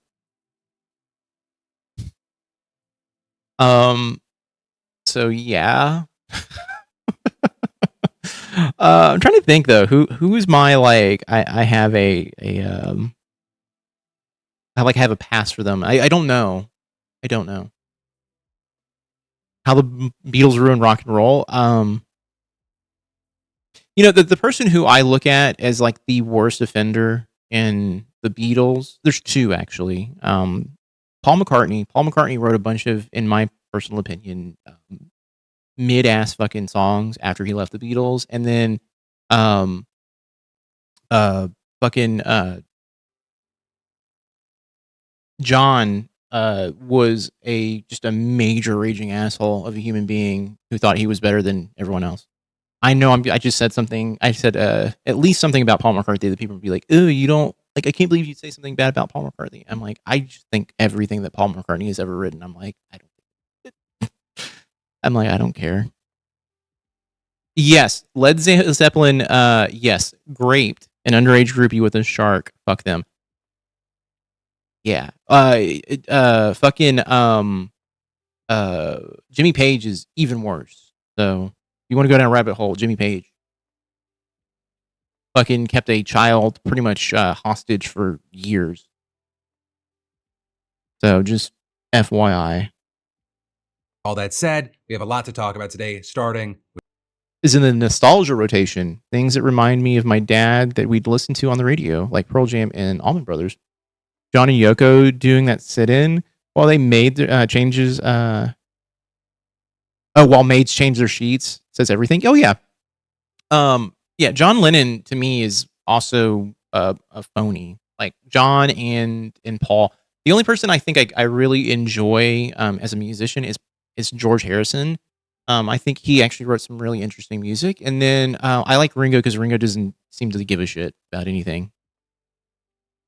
Nothing wrong with that take. John Lennon disliked McCarthy's bubblegum commercial jingles. Fucking hate. I hate most of Paul McCartney's music. I fucking can't stand it. My Sweet Lord is my dad's favorite song from the four. If I'm gonna say one, I'm gonna say fuck. I'm gonna pick one from Beatles.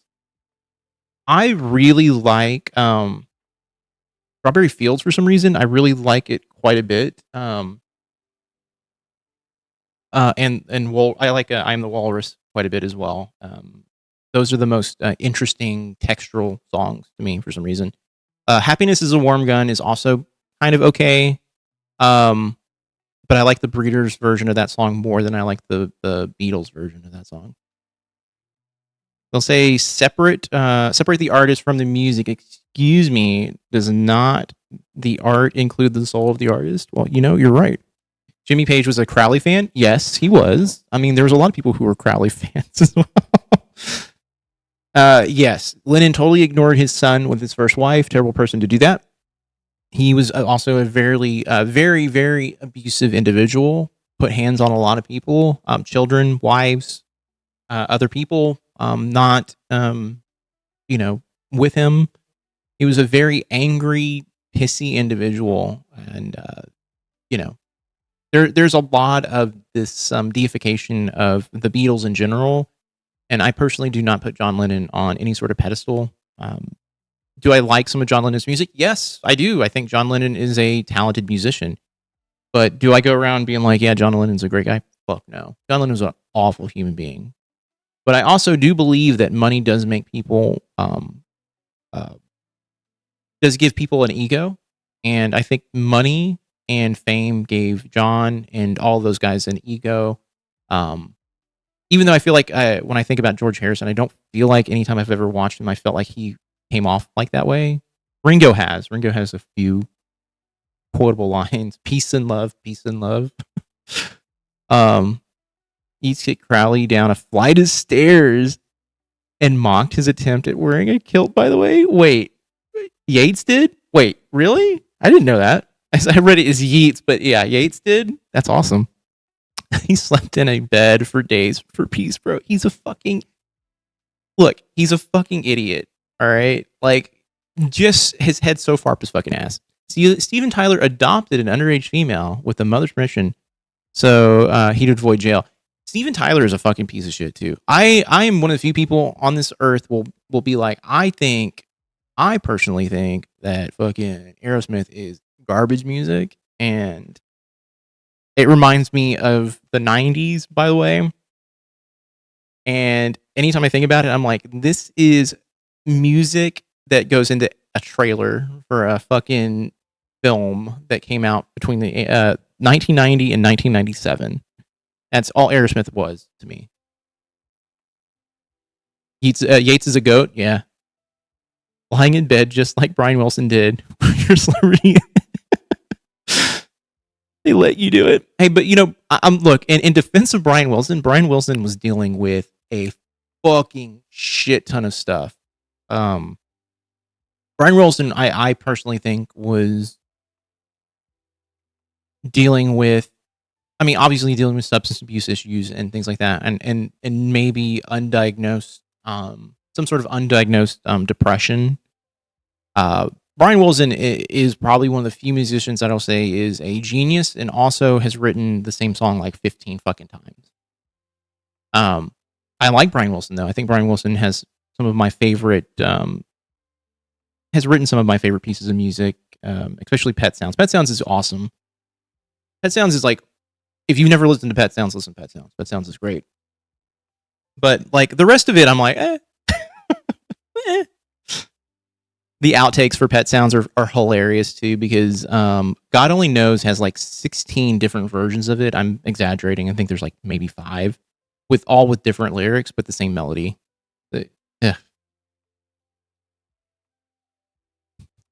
Wayne's World. I forgot. I need to go back and rewatch Wayne's World. I haven't watched Wayne's World since, oh my God, the mid 90s. And I love Wayne's World, at least 2. I love Wayne's World 2 quite a bit. Wayne's World 1, though, was on rotation all the time. I was stuck in a line at Best Buy for half an hour because there was only one checkout. Armageddon soundtrack heavily promoted. Don't want to miss the thing, played on fucking loop. Yeah. That song, by the way, I know there's people out there who love that fucking song. Awful, awful fucking song. I don't know. The only song that I can think of that I always just like when I think back to that time, "Living on the Edge" by Aerosmith is one of the few songs that I know every word to, and I don't know how I know every word to it. I don't know when I listened to it. I don't know how I listened to it as many times as I did to know the lyrics to it, but for some reason I know every fucking word to that song, and I don't know how or why. I don't know why. With this, you've got Doja Cat and the Twitch community rallying around this 18-year-old streamer by the name of Nitro Camden after his mom made this unhinged decision to attack and threaten him on camera. Oh, by the way, in that scene that you just saw right there, his mother is biting him in the face. "Love in an Elevator" lives in my head, in my mind, and I don't know why. In the air, in the air. I really do not like Steven Tyler. I fucking hate his voice, man. Oh.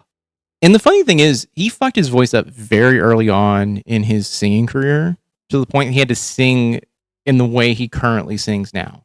Like, he didn't used to sing like that. What was the Dream On? You listen to that song, it does not sound like Steven Tyler now. My room, my house, everything. This is all mine. Get out. You should have did that hours ago. You've been at home all fucking day. Instead of playing video games. Like a 40-year-old virgin in his mama's basement. Right, so with a lot of people coming into the situation blind, here's the context. Just a few days ago, Camden was this regular teenager from St. Louis who was streaming to maybe a couple of people from his bedroom, right? Far from being some Twitch celebrity. So just to give even more information, he was streaming to one person when he got rated by a large streamer who rated him with, I think, 15,000 people. Then, like every small creator dreams of, he gets this lucky moment when all of a sudden a massive streamer by the name of Stable Ronaldo rated his channel with 15,000 viewers. Right? And rating, if you're not familiar, it's a very streaming specific thing. It's when a streamer sends their current viewers to another creator's channel when their own broadcast ends. And so Camden gets so excited about all these new viewers that he starts celebrating on the stream. But that's also when his mom gets into the room, unplugs his equipment, and starts verbally and physically abusing him, saying that he was too loud. But they're then going on about how he adds no value to the household, even though, you know, she is the parent and he is the kid. And you then have her attacking her son for staying up past his bedtime while also yelling about how he's a legal adult and comparing him to a 40-year-old virgin. And again, this is an 18-year-old trying to do something in online entertainment. But then actually, from there, it looks like Camden's mom actually did call the cops on him and kicked him out of the house. They're telling me she's trying to file a restraining order on me. So vocal cords are little muscles in your throat that get trained. Get trained bad habitually, or get trained. Okay.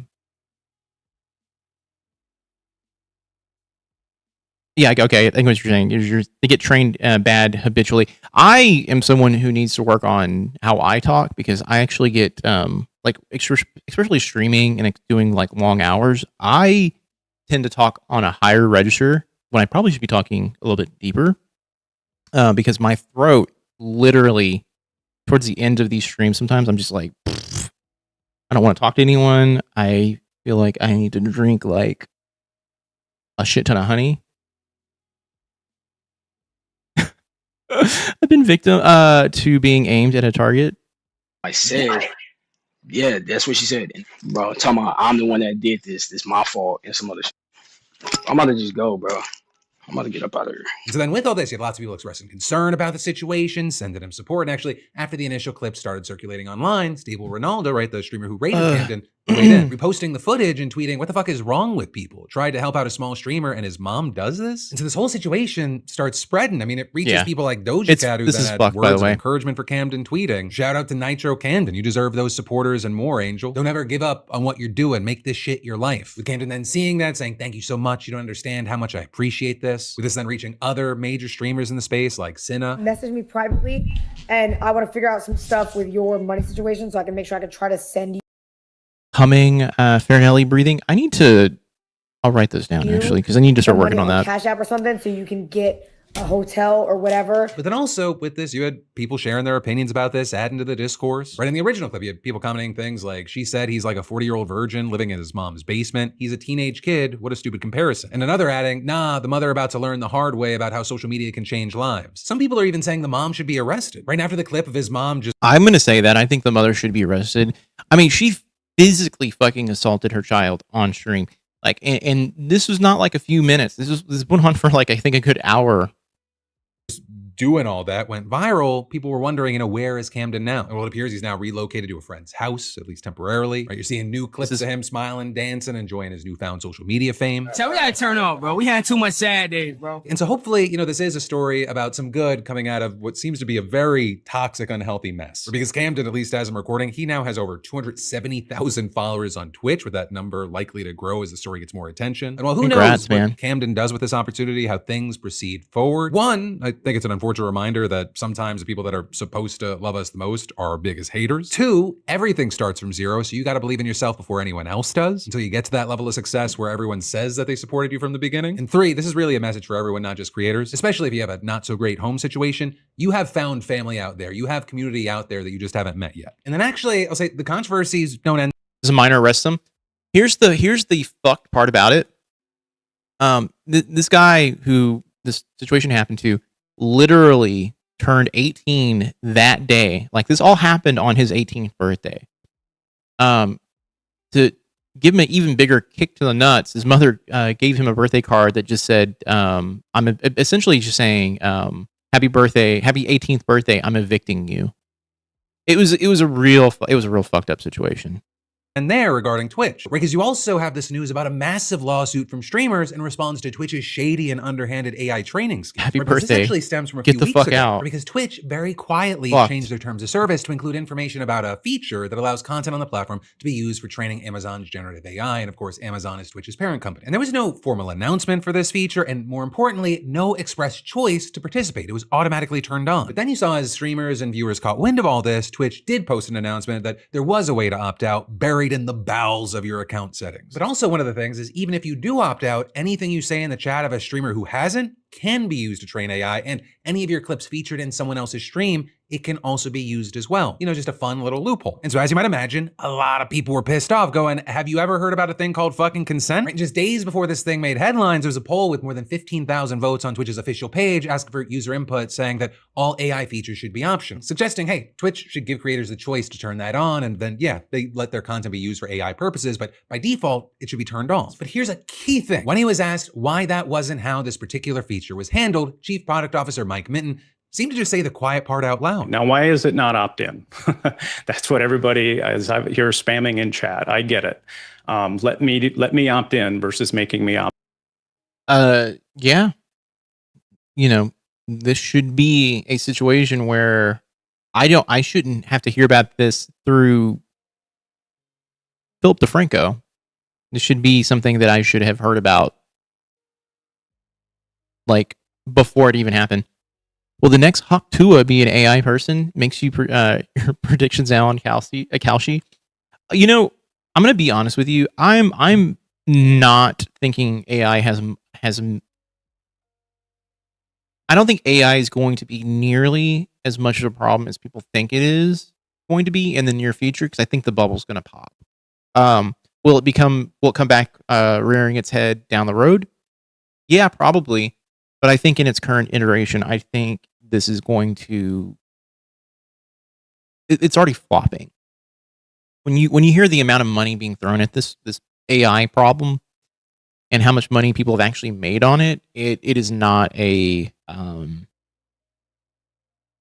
it is not something, in my personal opinion, that people are going to want to invest money in.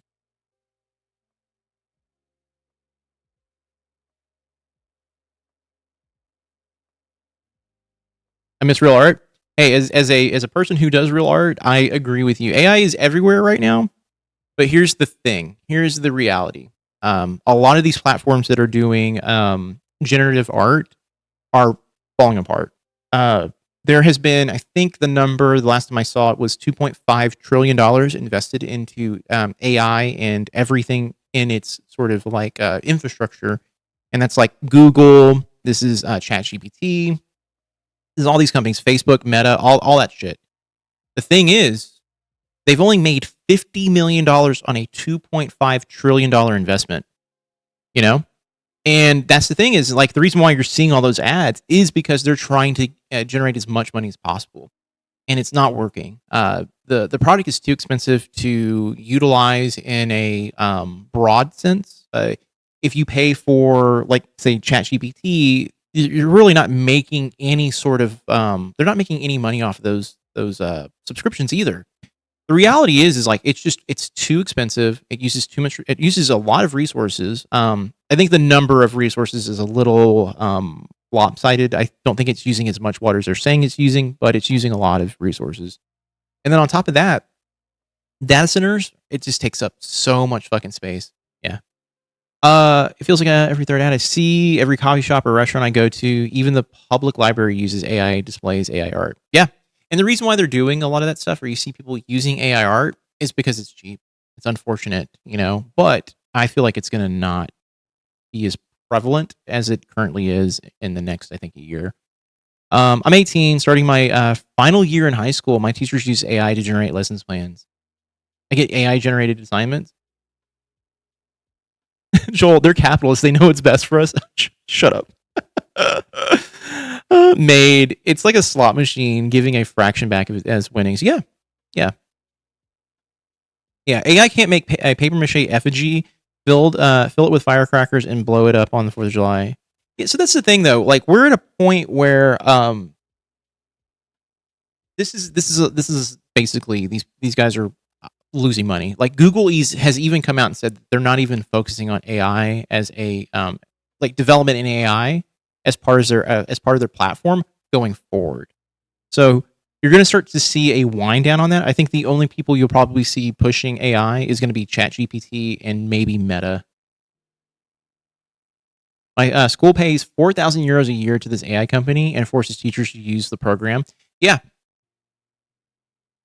Here's the thing. There's a lot of people out there trying to push this AI sort of like ease of use sort of button, and it's too expensive to implement fully, in my personal opinion. I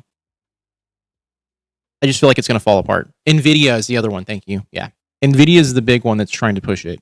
I think they're the actual main force behind the push towards AI. I'm banking on the economy just completely caving. Look at the Korean markets, for instance. They had a lot of money in AI tech stocks, and their entire stock market cratered. Edit AI is the program, by the way. I'll take a look at it real quick. Opt out. Well, there's an honest answer, and I think most of you probably can appreciate this. Like, if it was opt in, nobody would opt in. That's honestly the answer. And that public comment, that clip, it turned the whole thing up to 11. People across the board started pushing back. Oh. Unless you opt out, you will be fed to the AMD wants a piece, but they are perpetually scrap harvesters.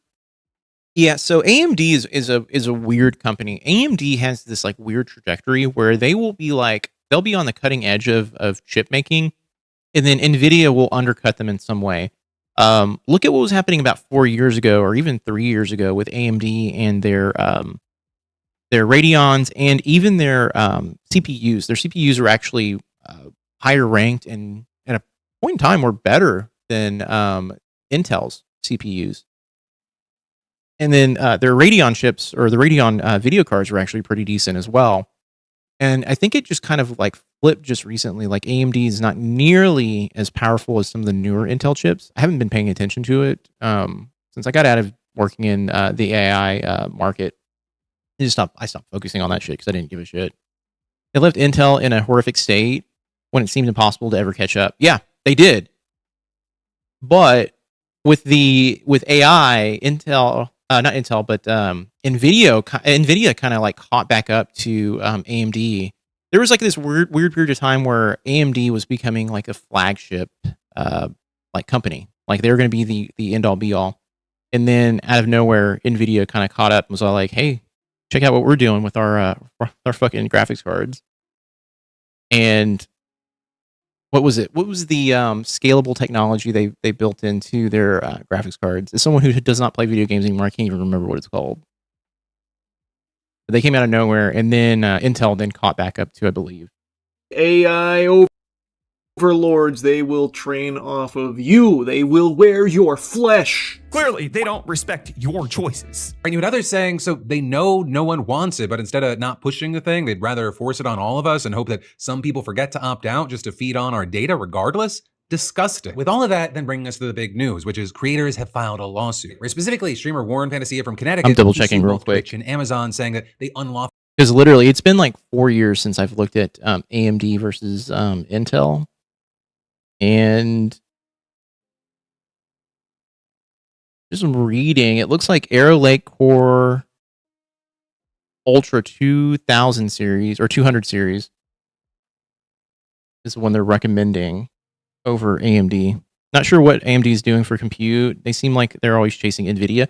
It does feel like they're chasing NVIDIA now because NVIDIA's graphics cards are the end all be all. There was a period of time, like I said, like 3 years ago, where AMD was with the Radeons were competitive.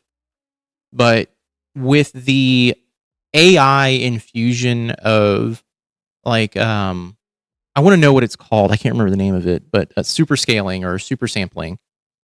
They've made a big fucking leap in technology on that front. A super scaling, I think, is what it is.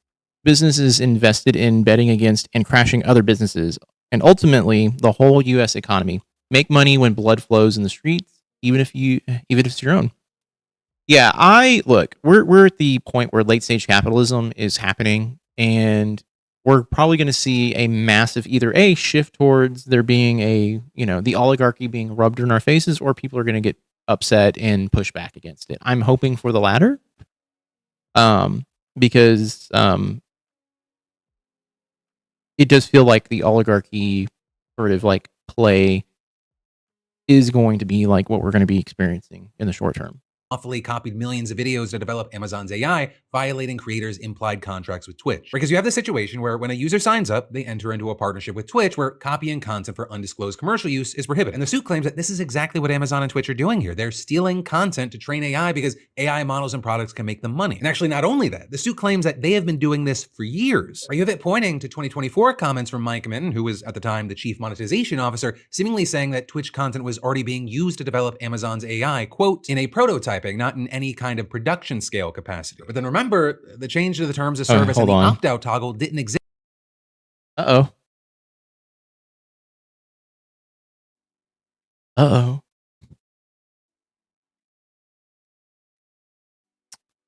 was a time when firefighters were private companies, and they ended up fighting each other in the streets and sabotaging each other instead of putting out fires. Then they made firefighting a public service. I mean, look. Oh shit! Okay, there we go. This until a couple of weeks ago. And so you kept. Look, I think we're at a point where we need to get energy, data like internet, and even maybe cell service out of the hands of the private sector and put it into the hands of the government sector, and have those managed and maybe even built upon, because look, in certain places in the United States, there's like almost no infrastructure for cell signal and even data. So that'd be great. I really just do not need more private companies to have more control over how I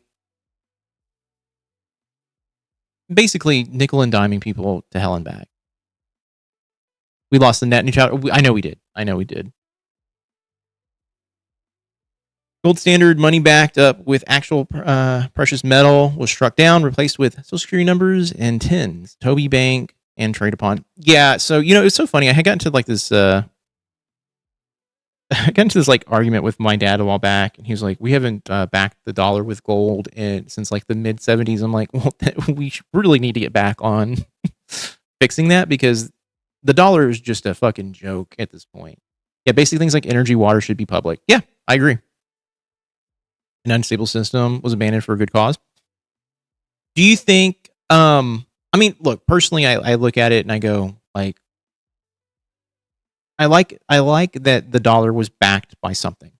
Nowadays, it just feels like, you can just go into as much debt as you want. We can be 40 plus trillion dollars in debt, and it doesn't seem to mean a damn thing. It's just a number that people use in attack ads whenever people are running for office.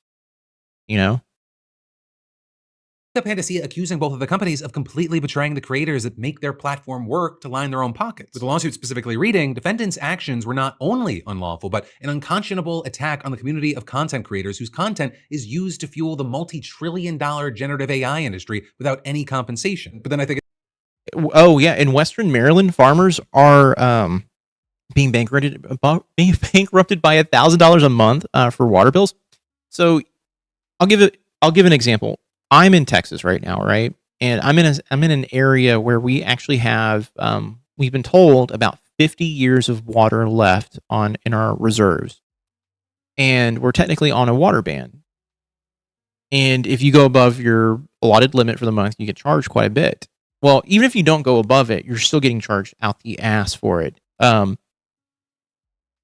We're at a point where like there needs to be something done. First of all, with I'm gonna bring up a couple of different things, and this is gonna be kind of crazy, but first of all, they need to nuke HOAs in the area. There should be no HOAs in any of these neighborhoods, especially dictating and policing or giving fines for dead grass when we're on a water ban. Like that should not be a fucking thing right now. I also personally think HOAs are illegal, and they basically take away your rights as a homeowner so they can push their own agenda. Take a look at the boom-bust cycle of the U.S. economy prior to the gold standard being left behind. The stability of the U.S. economy since then has allowed the economic growth we've experienced since. Yeah. But at the same time, we're also, this has nothing to do with the dollar being backed by anything, but we're dealing with a lot of corruption and a lot of fudging of numbers.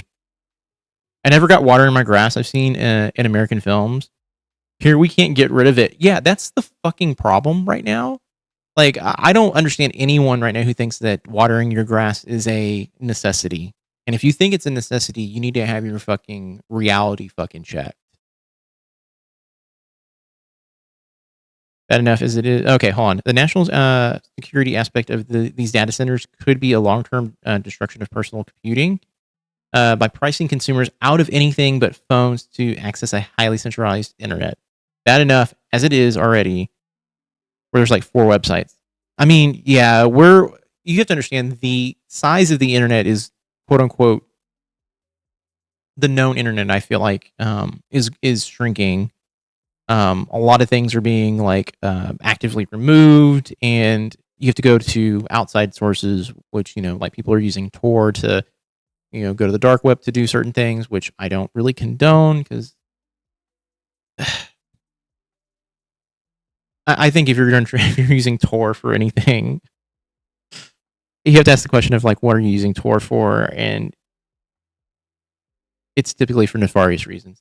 Dead internet theory. I'm actually fully on board with the whole dead internet theory. I've seen way too many I've seen things that should not be.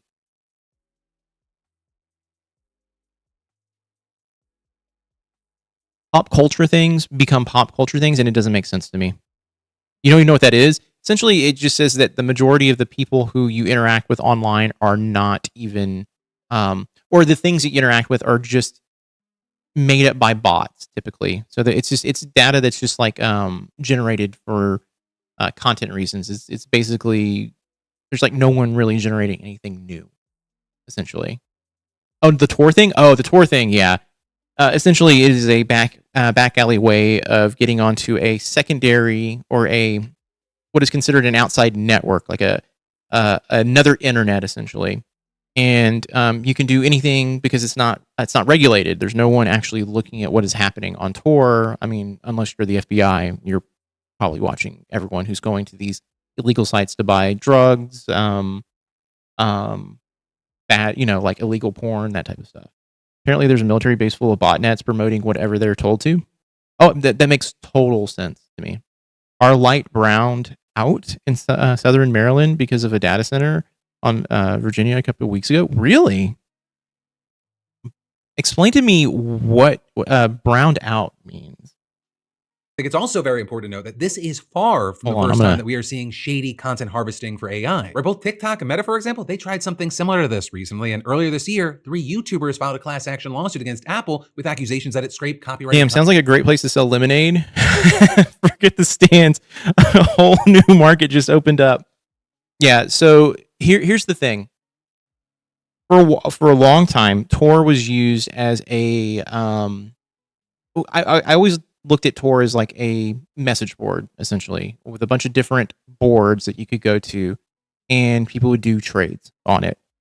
Well, when you have something that is not being monitored or is unregulated, that's when nefarious individuals come into play, and that's when all the bad shit starts happening. People were selling people drugs laced with fentanyl. People were dying randomly. It was a bad situation. Oh, lights flickered and burnt out. Oh shit, really? Rolling brownouts are awful and too hot or too cold weather. Brown note, it's the noise that makes people shit their pants. Yeah. Apparently there's military. Oh, but I'm entering BS territory like JRE. Dude, Joe Rogan, by the way, we need to watch that video of Joe Rogan and Shane Gillis, by the way. Woo. Ooh, Joe Rogan is a fucking moron. Joe Rogan is such a dumbass. Like Joe Rogan is that like he's so conspiracy pilled that he'll believe anything he's told if it feeds into that conspiracy brain of his. And I don't get it. I just don't get how he has zero critical thinking. Oh wait, I know why. It's because he smokes a shit ton of weed, he has a shit ton of money, and he is a arm of the Trump administration. So there you go. That's why he's doing it. Content to train their AI. And then as far as Twitch, well, yes, there's this lawsuit. It really seems like this is a moment where people are rallying together. You've got a tag saying that the creators opted out of the AI training feature popping up on accounts and streams, as well as tutorials going up about how to opt out on your own account. And then there's also some folks out there. Yes, a transmission line failure in Northern Virginia's data center alley caused a sudden massive power drop that made lights flicker across southern Maryland and much of eastern U.S. on 7/22/26. Oh, shit. Watched that show in 2010, 2011. So weird to see him regarded as a free-thinking guru.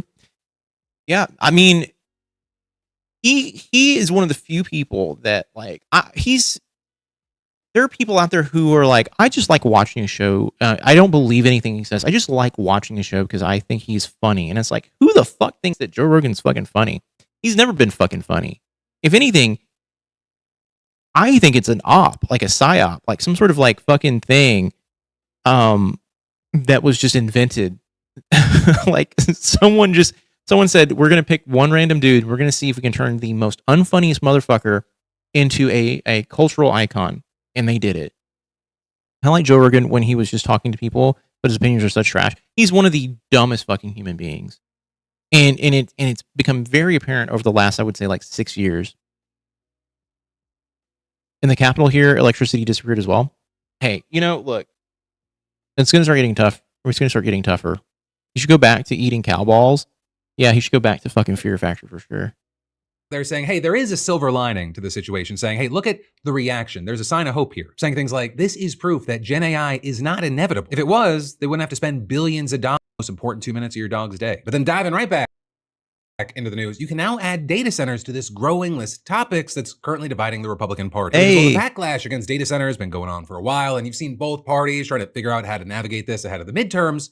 Trump, he just issued a pretty strong rebuke against lawmakers who are joining the opposition. Because in his interview with Michael Cohen that aired in full yesterday, which even that is... Michael Cohen, I cannot believe, dude. Like, everyone's all like, you switched sides? No. It's like that's a video in its own right. He said... Communities that don't take a data center, they're making a mistake because there's plenty of communities that want them because it... Not going to lie, if they want to teach AI new spelling mistakes, they're welcome to train them on my chats. Hey, by the way, there's so many video tutorials on how to break AI, especially the ones that call you on your phone. So I highly recommend you go and check that shit out. It's pretty funny. I've seen AIs absolutely lose their fucking minds. It's great. Joel. This was a result of about Republicans being criticized for not being funny. So they went out and bought a bunch of comedians. They did it with debaters as well. I know they did. I mean, look at Theo Vaughn. Look at your Andrew Schultz. Look at all those motherfuckers. Those guys are they used to be considered the like end all be all of like stand up comedians, right? I don't understand who thought Theo Vaughn was the end all be all of stand up comedians, but whatever. Like I could probably tell a funnier joke with my ass. Actually, just tell a funnier joke with my fucking ass than he could with his fucking mouth. I don't know. But here's the thing: those guys are all shills, and they will always be shills. You know. Talking about Trump, he's our blunt instrument, and I don't think he realizes it banned in 2016. I usually just screech or bark into the phone until whatever or whoever it is hangs up. AI or a scam caller, who knows? They're getting barked at. So if it is an AI, by the way, if you ever want to do something funny, to an AI voice caller, you can say, hey, I really appreciate you calling me, but going forward, if you can, every third word, add an exclamation point, and I want you to say exclamation point. So can you do that? And so it'll sit there and do that. It'll say, hello, I am exclamation point. And then you can keep doing that. Okay, thank you for doing that for me. Can you do something else? Can you also, every time you say exclamation point, say Yahoo at the end of it? I watched a video where this dude broke the AI training model of the fucking caller, like the AI caller's like training model. Literally, they had the data center calling him, being like, "What are you doing to our stuff?" They haven't learned that we don't speak Russian here yet. If I get a call in Russian, I know it's 100% a scam. Oh yeah, I don't get very many spam phone calls, funnily enough, but I might do it and then record it the next time I get one of those calls. I got the equipment to do it. Why not? It means jobs, and it means tremendous tax revenue coming into the towns and cities that take them. So, it's like the smart ones are saying, I want them so badly. But here's the thing. You're seeing key voices in his own party moving in the opposite direction right now. And that's very likely because the American public is increasingly turning against data centers Gallup recently finding that 7 in 10 Americans oppose local construction of these facilities. And while you're seeing Democrats and independents more likely to oppose the construction, at least as far as the voting base, a majority of Republicans are against it as well. And so with the midterms really just around 10 weeks away, you have conservatives thinking they need to get in line with some voters. And so in recent days and weeks, you've seen some Republicans.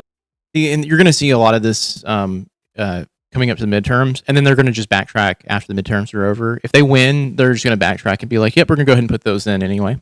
The Republicans learn from Putin and the FSB, as well as North Korea, exactly how to control population, and they're doing it. Yeah. This is all big scam.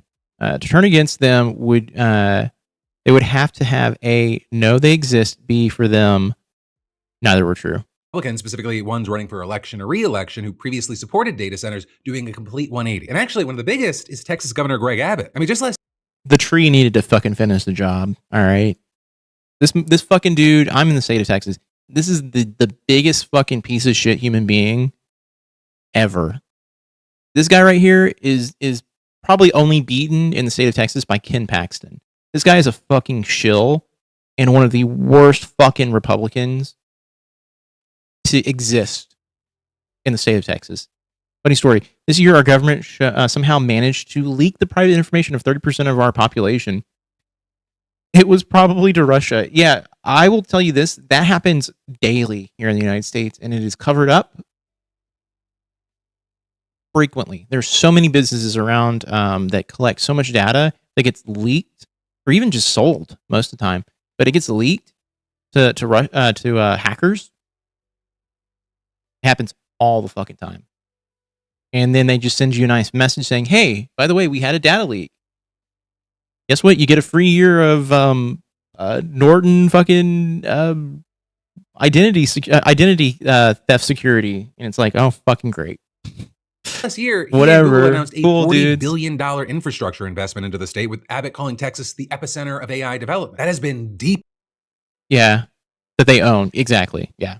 unpopular. And you have places like the Washington Post even speaking to Republicans who plan to vote for his Democratic opponents, all because of data centers. With one saying, nothing has been done by our party to help. And adding, any Republican who has been in office since we started this fight, I'm not going to vote for them. And I mean, right now, you have a poll from Fox News putting Democratic... The Republicans have abandoned every single value they pretended to hold sacrosanct. Yesterday, it's opposition to unnecessary wars and proliferate government spending. Today, it's free markets. Yeah, look, the Republicans hold no values whatsoever. They're here to cause as much chaos and destruction as they possibly can, as long as it aligns their pockets. They'll do whatever they can to do it. That's why I don't get these private companies advertising on YouTube all the time. Like, they can wipe your leaked data and keep a close eye on it leaking again. Too fucking late. Who cares? Yeah, the thing about Social Security numbers is so funny to talk about. There's a lot of people out there being like, "Oh man, my Social Security number got leaked." I'm like, it's been leaked like 30 times over, and you just don't know about it. Like, your data has already leaked, and many of these companies probably sent you just a letter in the mail, and it may have gotten to you, may not have gotten to you. But yeah, it's already happened. And if you're worried about that, like, I don't know what to do for you, buddy, because it's already done. Like, you're fucked. It was incredibly sensitive private information, like even our personal codes, which is basically our identification code. Yeah, Social Security number here in the United States, everyone's SSN is completely leaked. I don't care who you are or if you've got everything locked down, down pat, you've got like one pass and everything is like a password. No, it's been leaked. You can basically steal someone's whole identity. Yeah. And that's the thing. That's why those numbers, in my personal opinion, should not even fucking matter anymore. Social Security numbers, it's over. The cat's out of the bag. It's completely out of the bag. And I'm talking across the whole world. It's done. Hi, man. Are you a Marxist?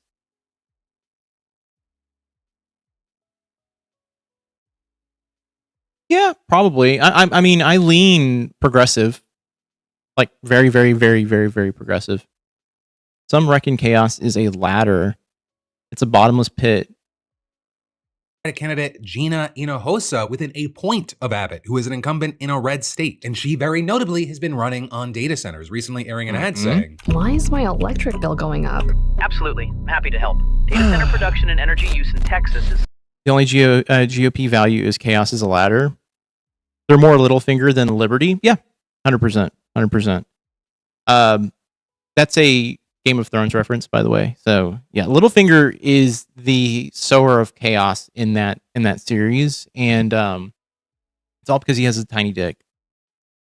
The means of production is socially owned either by the state or by co-ops. So yes, I think the current state of the United States, and especially even the world, is being run by a select few people, and I don't think that is doable. I don't think it is beneficial to anyone, and the means of production needs to go back to the people who actually do the work, unfortunately. I love capitalism. I'm not the biggest fan of it. Chaos is pandemonium, a world of demons, yeah. Marx is more based in the Heritage Foundation. What value do you business owners provide to anybody but themselves? Well, they would like to argue that they provide, in some instances, healthcare, a living wage. But the reality is, it's exploitation. When you work in an environment that you produce all of the, the things that make the company money, and you're not part of profit sharing. You're a slave. Capitalism isn't perfect, but it sure as hell was better than whatever those Russians were trying to do. Those Russians were trying to, in my personal opinion, Soviet communism, in my opinion, was not the optimal solution. But late stage capitalism has now put most of the money into a small group of people. and those small group of people dictate how we all live our lives, and I don't think that's fair at all. Look what happened to the little finger, tiny dick syndrome, as we call TDS before. Oh shit.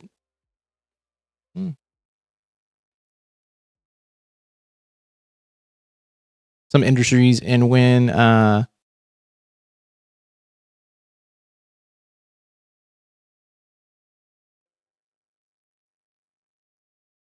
yeah, Soviets is a cool as an idea, is a cool concept. It was executed poorly. Sorry for bad writing. No, you're fine. A more social market economy with capitalism, with a robust welfare state life, in my opinion. So yeah, look, I don't think Soviet Russia had gotten it remotely right. I think the way they handled all that shit was bad. It was not good, and it brought along, in my personal opinion, it ushered in someone like Putin. How do you do this right? I don't know. I'm not the end all be all of how to do this right, but my personal opinion is that I think it would be better in the hands of the people who are doing the work than it would be in the person who's collecting the profits, you know? You know, it was illegal to not work in Soviet Russia or anywhere in the Soviet Union.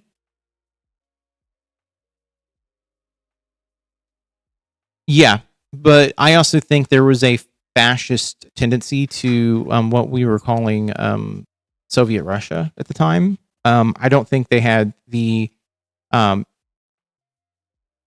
don't think they had the people in their mind as the first and foremost things they should be taking care of. I think they were looking at themselves, the political leaders, as the ones they should be getting the benefits. A Soviet is a local or national council of workers, peasants, and soldiers. Again, good idea, but it didn't seem to be implemented as described. No, it wasn't. It wasn't. I mean, you got to look at what was going on with like Berlin and things like that, and you know, people were actively trying to leave and like escape from Soviet Russia during that period of time, and they put up a wall to keep the people in. It's fucked. Totalitarian regime can operate under any economic system it wants, same end result. Yeah. And I think that's the thing is like when I look at the Soviets, I look at them as authoritarian. I don't look at them as communist. We use communist nowadays as a it's kind of like the word terrorist. It is used in the wrong way. Communism is a political belief that the means of production should be in the hands of the people. Now, the issue with Marx, and I think the thing that I don't think a lot of people bring up, is that Marx really didn't present an idea on how to run the government properly. He had these ideas, but it wasn't fully fleshed out. Even Marx said is that the world wouldn't just be like today, just with workers getting profits. The whole commerce would change. For example, it would not exist. Restaurants would not exist. Not really. They look towards the people a lot. There was just a whole bunch of corruption on every level from the top to the bottom. Well, the problem is though, so there's a couple of different ideas, right? So my understanding is that, you know, if you want to lean more towards the idea of the concept of socialist when it comes to Soviet Russia, and I'm not saying they were socialists, but that the idea is the elites were running basically the government at that time. They weren't true capitalists. They were more using the concept or the idea of socialism where the elites are the ones who dictate how the government is run. So that's the first thing I would like kind of strip away is I would say like they were focusing with the elites being the main people who set the standard for the actual government. But the problem is that they were also a very, very, very authoritarian just government in general. So I get why people look at Soviets and go, or look at Soviet Russia and go, oh, those are communists. You know, we don't want that.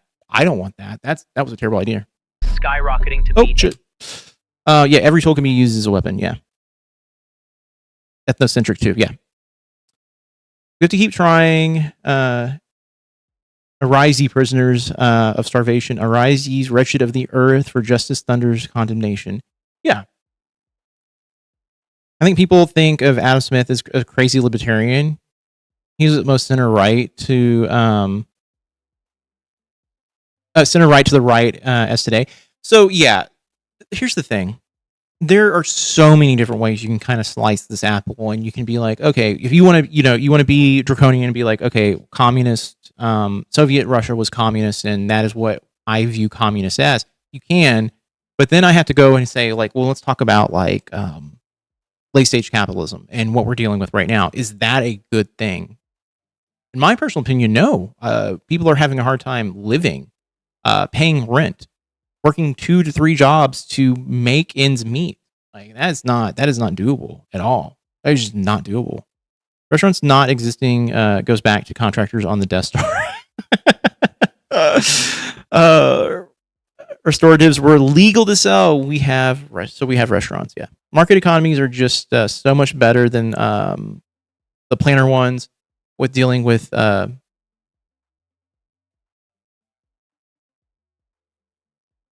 efficiency is what I think you're saying there. So yeah, so this goes back to, I think a lot of people have a hard time thinking outside of the capital structure that we have. They're like, well, what are we going to do with money? Well, in my thought, my perfect sort of like world, money would not be the end all be all of how we do our day to day stuff. Look, I would love, as Chad has always pointed out, like the idea of Star Trek where we live in a moneyless society. I think that would fix a lot of things. But I don't know how you fix all that. I just don't know. I do know though that having most of the world's wealth in the hands of the top like 2 or 3% of the world is not a good thing. Not a good thing at all. So that needs to be corrected. Be it we tax the living shit out of someone who makes more than $1.5 billion a year, or not billion, $1 million a year, whatever that is. There should be no one who has $1 billion, in my personal opinion. To be honest, as a USA is better than third world countries. I know there are a whole context of colonialism, but still better US than more state of states. So I would argue that we are in the second world, almost falling into third world category with the majority of the United States population. We're at a point where, people are not living comfortably, not even remotely comfortably. People are going into debt over medical care. That's not a good thing. Yes, enslave the robot overlords instead of allowing them to enslave humanity. Libertarian Cato Institute is calling out the Trump administration for banning the concept of free markets, which they have. Also, when I meant consumers version of it. Okay, I recommend Bad Moose's video on elections where he explains this. U.S. is better than Europe in a lot of aspects, and Europe is better than the United States in a lot of aspects. I mean, you guys aren't having to deal with going into bankruptcy over getting cancer treatment, Another reason why the proletariat does not organize and take action is that its members do not see themselves as belonging to the same group. Economic nationalism is the opposite of free market conservatism. Cato Institute, May 2026. Actually, you know what? I can pull that. All right, we are number one on incarcerated per capita, so we got that going. We totally have that going. Yeah, but we have to deal with fuel costing over 2 euros a liter. The small things add up. Oh, look, I would take the increase in fuel cost if I can actually go to the doctor regularly and not have to go when it's like a dire need. Like I'd take that over that any day. Yeah, gas is $6 in I almost said Canada, in California right now, and there's no public transportation. Yeah, I mean, person who lives in what would be considered a third world country, and when I went to America to stay there for some weeks, it seems pretty good. Obviously, USA needs Medicare now. Oh, it needs much more than just Medicare. There's a lot of things going on.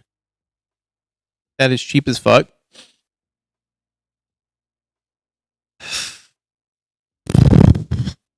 It's not. I mean, I'm in Texas, so it's like $3.50 at the moment here, but I don't know. Don't have to drive everywhere. They have the ability to walk to the store for daily needs. Yeah, and there's also a better public transportation system too in a lot of European countries. Like for instance, for Texas, I have to drive. Depending on if I need to go out of the city. Sometimes my average drive is like 20 miles to a place and 20 miles back. So it's bad.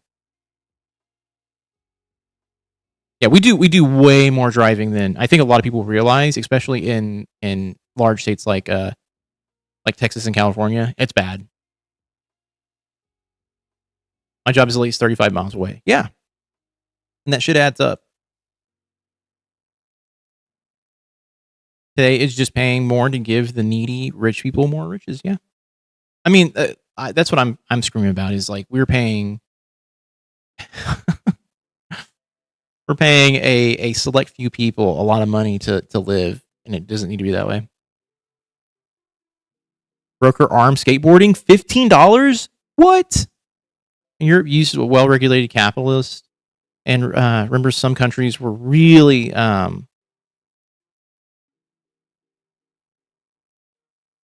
state are really sad in the sense the state owns the majority major industries in some countries, but after the crisis in the 80s and 90s, it changed.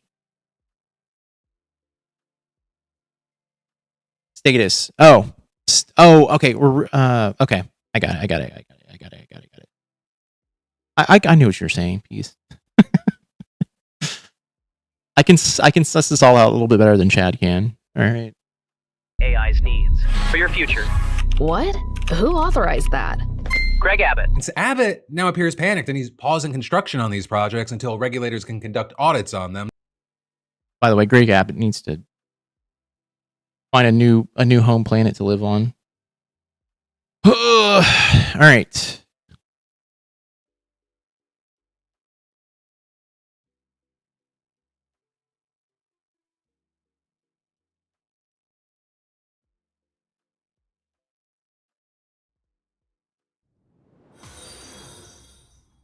Globalize my agenda. Hey, thank you so much for the follow, by the way. What I argue is that European countries didn't went from free market capitalist to social democracy. Some countries were really statist, then became more capitalist. So, yeah, I think it's just the global economy over time eventually became legitimately more focused on capitalism than anything else. You got to look at what was kind of going on. I think even after World War II, we kind of became the world leader, and people kind of followed suit. Nordics adopted social democracy. They adopted. Thank you for using social democracy. They adopted social democracy. They did not adopt socialism. A lot of people like to go like, oh, they're socialists. It's like, well, no, they're social democracies. Yeah. Yeah, but that is correct. Social democracies is what they adopted. Places that tend to have the highest quality of life and happiest people. Places with free healthcare, typically pretty good.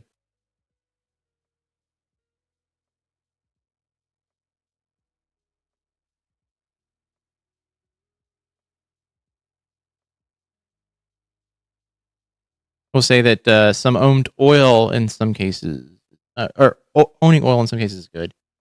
I mean, look,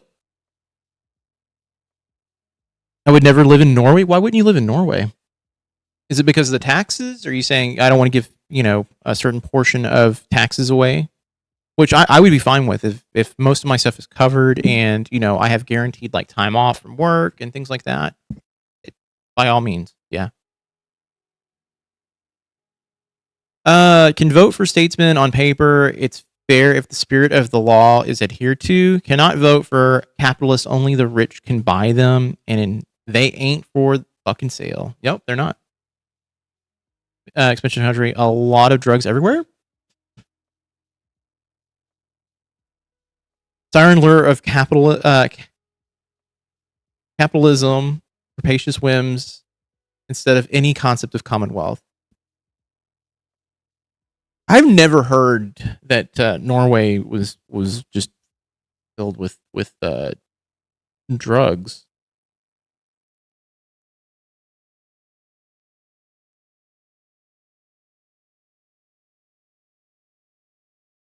Kind of paying low taxes and getting shit healthcare, and paying really high taxes and getting good healthcare, and yeah, and good education. That's my thing, though. It's like, look, there's so many different ways. I'd suffered the chill and go into a hot springs to live in Norway. Yeah, there's a shit ton of that there. To be fair, most of the Western Europe is like that. The thing I've heard about Norway is that their CPS system is kind of draconian. Look, I'm going to say this in defense of that. I would rather a draconian CPS system than a lax one. That's a damned if you do, damned if you don't situation, in my opinion. I don't mind drugs, by the way. I think, if a grown adult is going to decide to do drugs, then by all means, if they're not hurting anyone, let them do their drugs they want to do.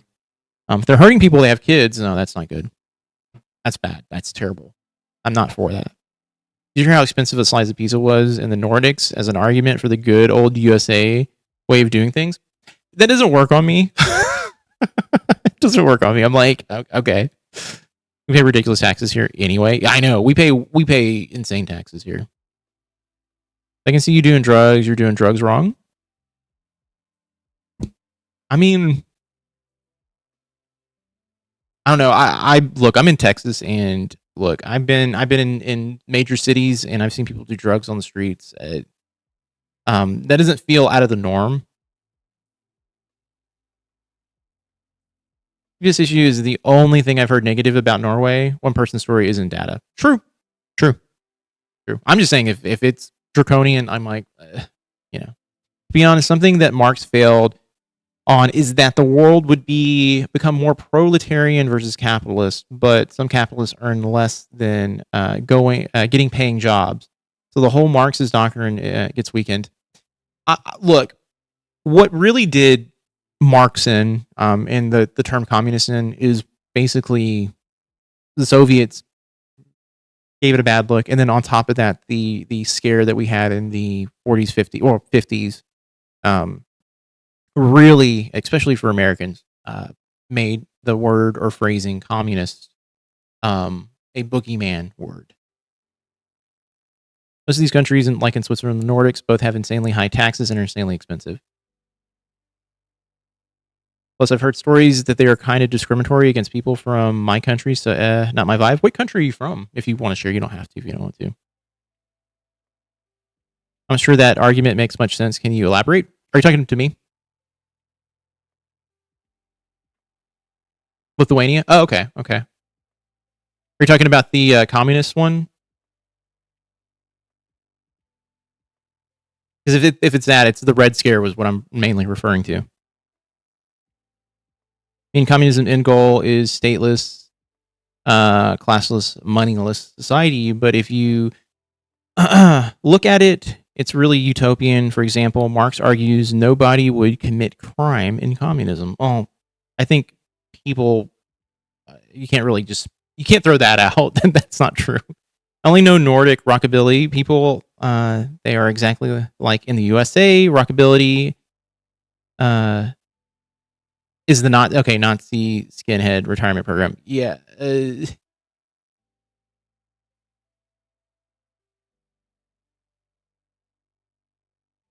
Wait. Explain that one to me. I did not realize there was a pipeline from the skinheads to the rockabillys. Former communists, yeah.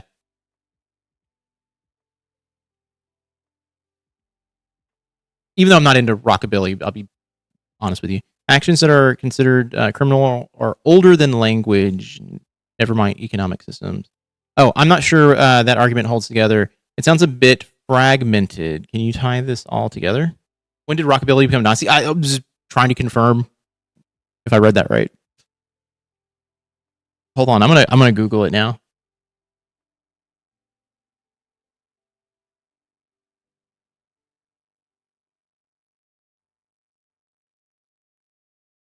That college fun club nights, yeah.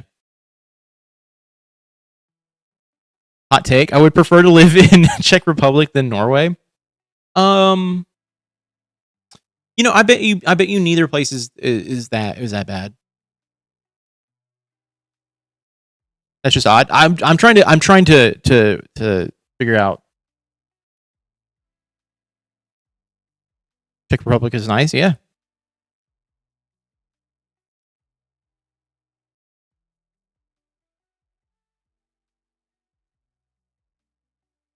Oh, it looks like the rockabilly guys were very anti neo-Nazis. So I think I just read that wrong.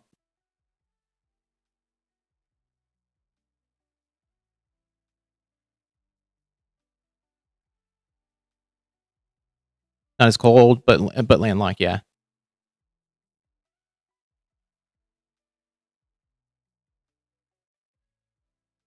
She's not happy in the Czech Republic. I mean, you can always find someone who's not happy with a particular place. It always works. It always happens that way. Like, there's someone who you could probably walk down the street in my neighborhood and be like, "Do you love Texas?" And they'd be like, "I love it." And I'd be like, "I fucking hate this place. I fucking hate Texas. I hate Texas with a passion." I've been to that I hate living in would be Egypt. I don't know. Like, I went to Japan. Japan was like my first like experience out of the United States, and that was amazing. Didn't they start calling it Czechia now? I didn't know that. People in really high quality of life who are not happy.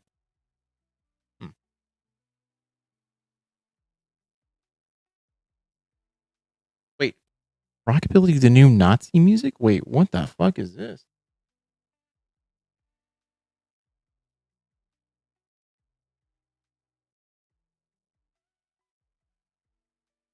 That's not unusual at all, governments.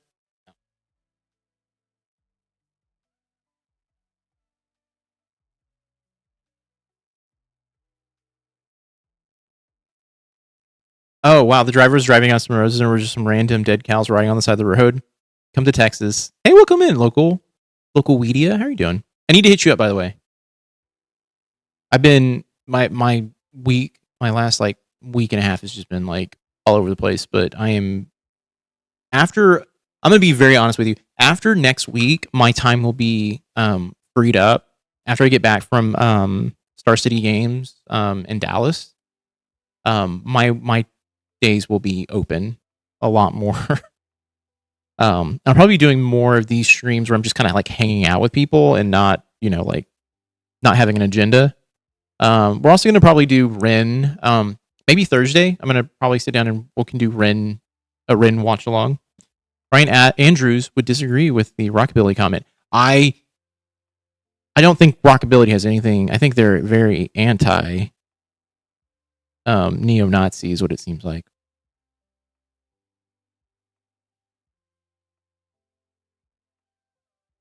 The center right, like in Europe, because in the global spot, it's really complicated, the whole economic system. I really wish we just were not right, authoritarian right at the moment. Like, that's my big issue. Like, I used to sit there and be like, I fucking hate Bush, but at least I could deal with that in comparison to what we're dealing with now. Italy would also probably be pretty far down the list of countries I'd like to live in. Why is that? Italy looks pretty fucking chill for the most part. Like the middle of the afternoon nap sounds great. I mean, libertarian right. See, but the thing is, like, libertarian right to me is what I would think conservatives would want to be, which is like, get the government out of my life. But I don't know. Like, I don't know. Libertarian as a phrasing is so funny to me. I'd move to Spain and never look back. Yeah, I didn't like the culture. The culture didn't like you. I'm just kidding. I heard you say that you're in the middle of a bunch of stuff. Busy. Yeah, I'm just running my channel and dealing with online life over there. How's the chat, guy? How are you? Chat's been pretty good. It's been pretty interesting today. Lots of different thoughts and ideas. No one's being mean, so I'm happy with that. Like, you can believe whatever you like, as long as you're not going to be mean to people. I'm like happy about it. I'm not being called a Nazi today, which is fantastic. And guy, I guess, yeah. Every government system is flawed. There's no utopian government system. There's not. Marxism, like other systems, can work with well-considered fixes. Germany is a nice place, but the people there are very prideful. That you don't say. A lot of them refuse to speak to you in English. Yeah. That makes sense. I mean, I don't mean libertarian, like, don't tread on me program. Okay, yeah. Okay, democratic. Okay, I got you. And fashion have no ideological roots in neo-Nazism, but far-right and white supremacist groups occasionally attempted to infiltrate or co-opt adjacent alternative subcultures. Google. Yeah, I was Googling it, and I was like, I didn't see too much, but I'm now on the pipeline of like, let me read about this. It sounds fascinating. Lots of MAGAs around the grow community for some reason. Well, you have to understand, Trump made it okay to talk about weed openly. So there's a lot of people being like, oh shit, I can smoke weed and still be conservative? Hell yeah. Yeah, neo-Nazis are always trying to find a safe space to overrun. Yeah. I mean, look at the gaming community. The neo-Nazi community shows up every once in a while to throw a fucking shit fit about someone having them, they, their pronouns, and you're like, who gives a fuck? It's just wishful thinking path to avoid taxes, Wesley Snipes style. At least Wesley Snipes is like, I just didn't want to pay taxes. Those motherfuckers are like, I don't want to pay taxes. Like the free traveler people, or they're called, who drive without a license and try to get out of traffic tickets. Yeah, I'm a sovereign citizen. Even they overran Israel. Hey, here, yeah. I mean, look at Israel right now, man. Been many fights with people trying to turn my local pub into a Green Room movie. Dude, by the way, if you've never seen Green Room, that fucking movie is awesome. And Patrick Stewart makes a convincing neo-Nazi. Some third world countries, the workers have some powerful, some real power. For example, on the land is the one who work on for the land. Okay, for example, the ones on the land are the ones who work on it, but also there's economic elites, but there's also the state is above all. It's weird. I don't mind paying high taxes if there's good healthcare. I mean, that's my stance, you know. Sad Puppies is the neo-Nazi. Okay, in science fiction fandom. Hell yeah. We have public healthcare, but I still prefer to use private. Public healthcare workers just don't give a shit. I don't look. I've never dealt with, free healthcare before. I have to go through the private healthcare system to do my shit. And I'll be honest with you. I would take the I don't give a shit at this point, because even the people I pay to see typically don't give a shit. That's the reality. Like, even the people on the private side, they don't give a shit. They know they're going to get their money, and they try to get you in and out the door as fast as possible. Haven't seen Green Room. I love Patrick Stewart. Haven't heard of this. To me, the Green Room was for us actors in the theater department. Well, yeah. So understand that the Green Room is a thing in the movie. Like, it's a band who's about to go on stage, and they're in the Green Room in that movie. Hey, Bunny Sticks, welcome in. Last doctor I went to was almost mad I went to him. Yep. And Lithuania, no matter how much the government tries to stamp it out, we still have the old Soviet tradition of bribing the doctor. Free healthcare is fucking awesome. I'm for it at this point. We need it. We need it here. Don't even think about receiving good healthcare if you don't slip them some cash. That should not be the case. They should do better for you guys. Poor enough to qualify for Medicaid. It's fucking amazing. Tarkovsky will make you throw yourself on the floor and forget back rooms. Check out Stalker. I'm okay. I'll check. Oh, you know what? No, I need to watch Stalker.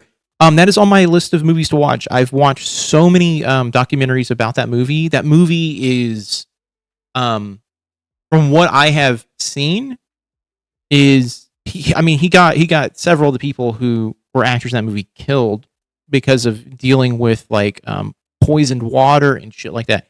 I need to. It's on my movies. One of my like movies to watch. Like it's apparently a classic. I need to watch it though. Do I think another country after Lithuania that passes that is Belarus? True. Yes. So we're gonna watch Rin on Thursday this week. So Thursday afternoon, we're gonna do the Rin stream. We're gonna watch that. But I am going to get off here in a few minutes because I'm hungry and all it has beef jerky and some waffles today. So when I let my algorithm go today, because I was away from my device doing yard work, the videos that played covered the Kirk murder and Republicans cheating in the midterms. My algo is behind. Hey, that's my algo. No, my algo now, if I let it run, just goes to red letter media, and I just watch reruns of old videos. To be honest, I think it's kind of sad that the media is forgetting the Ukraine war or Russia war. Yeah, but you have to know what's going on. Israel's fucking and Iran, or it's a bad situation. I love waffles. I eat waffles almost every day. I mean, they're protein waffles, but I eat them every day.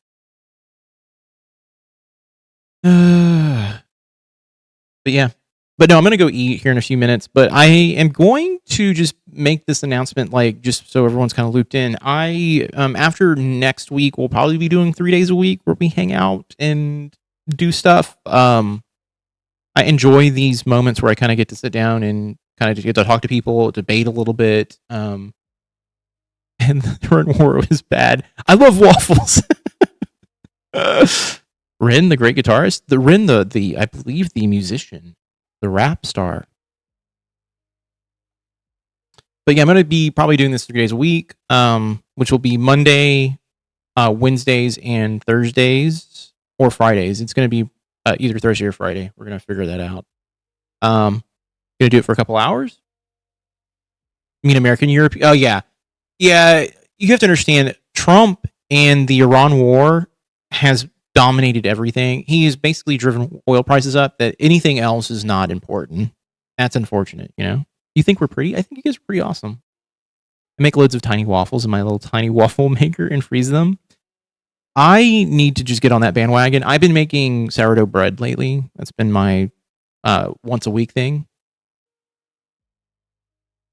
Ukraine keeps drone striking Lithuanian grass. Shake my head. They're trying, man. Then drive to Vermont for syrup. Man, that sounds kind of good. But Ukraine is killing it on drone manufacturing. Yeah. What the HOAs do if they keep it up? Just enforce more watering. The great musician. He does piano too. Did you decide what you're reacting to? We're going to do the money game series, and then if there's something else we want to react to, we can tack that on. It's just going to be a day of hanging out and doing that. Just for not supporting USA, you have to support Iran. That country is really flawed. Yeah. I mean, but that goes both ways. I think, look, Iran did not have the capability to do anything destructive.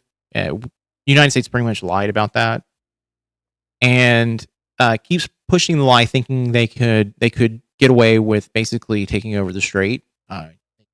Obviously cannot. They're getting their ass handed to them. What series is that? It's an actual album by Rin, I believe.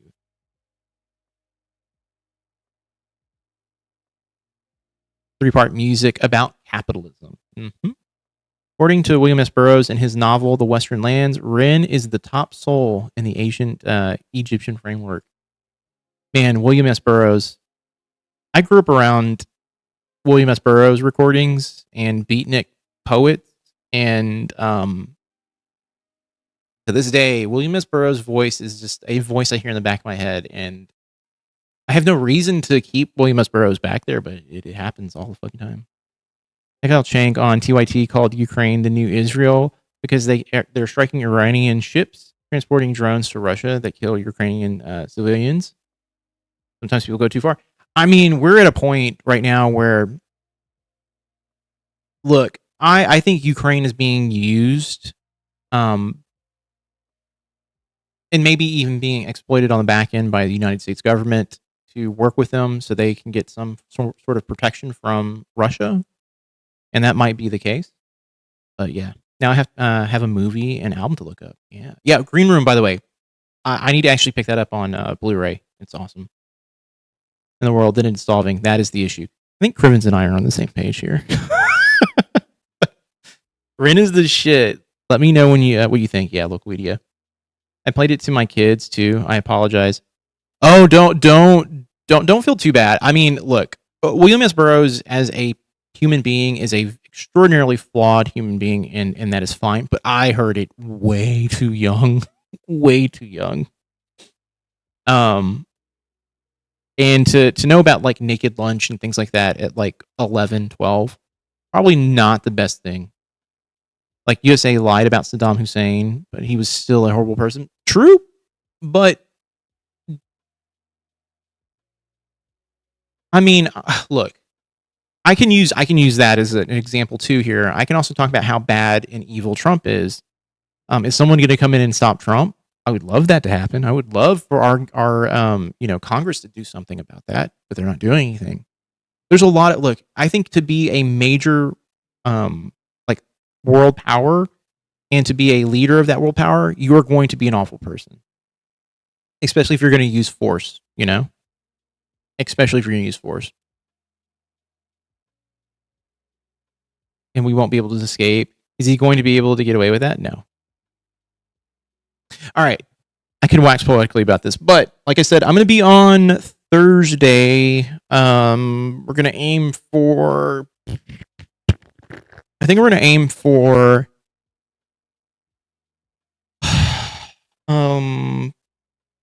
maybe 1. I'm going to aim for 1:30 for Thursday. Russia brought in a bunch of Iranians to fight against Ukraine. Then they ran through a bunch of North Koreans. The Russians' drain on Iranian resources is what created an opportunity for an Iran attack. To send Trump to rule Greenland, I think Denmark wouldn't willingly sacrifice it for the common good.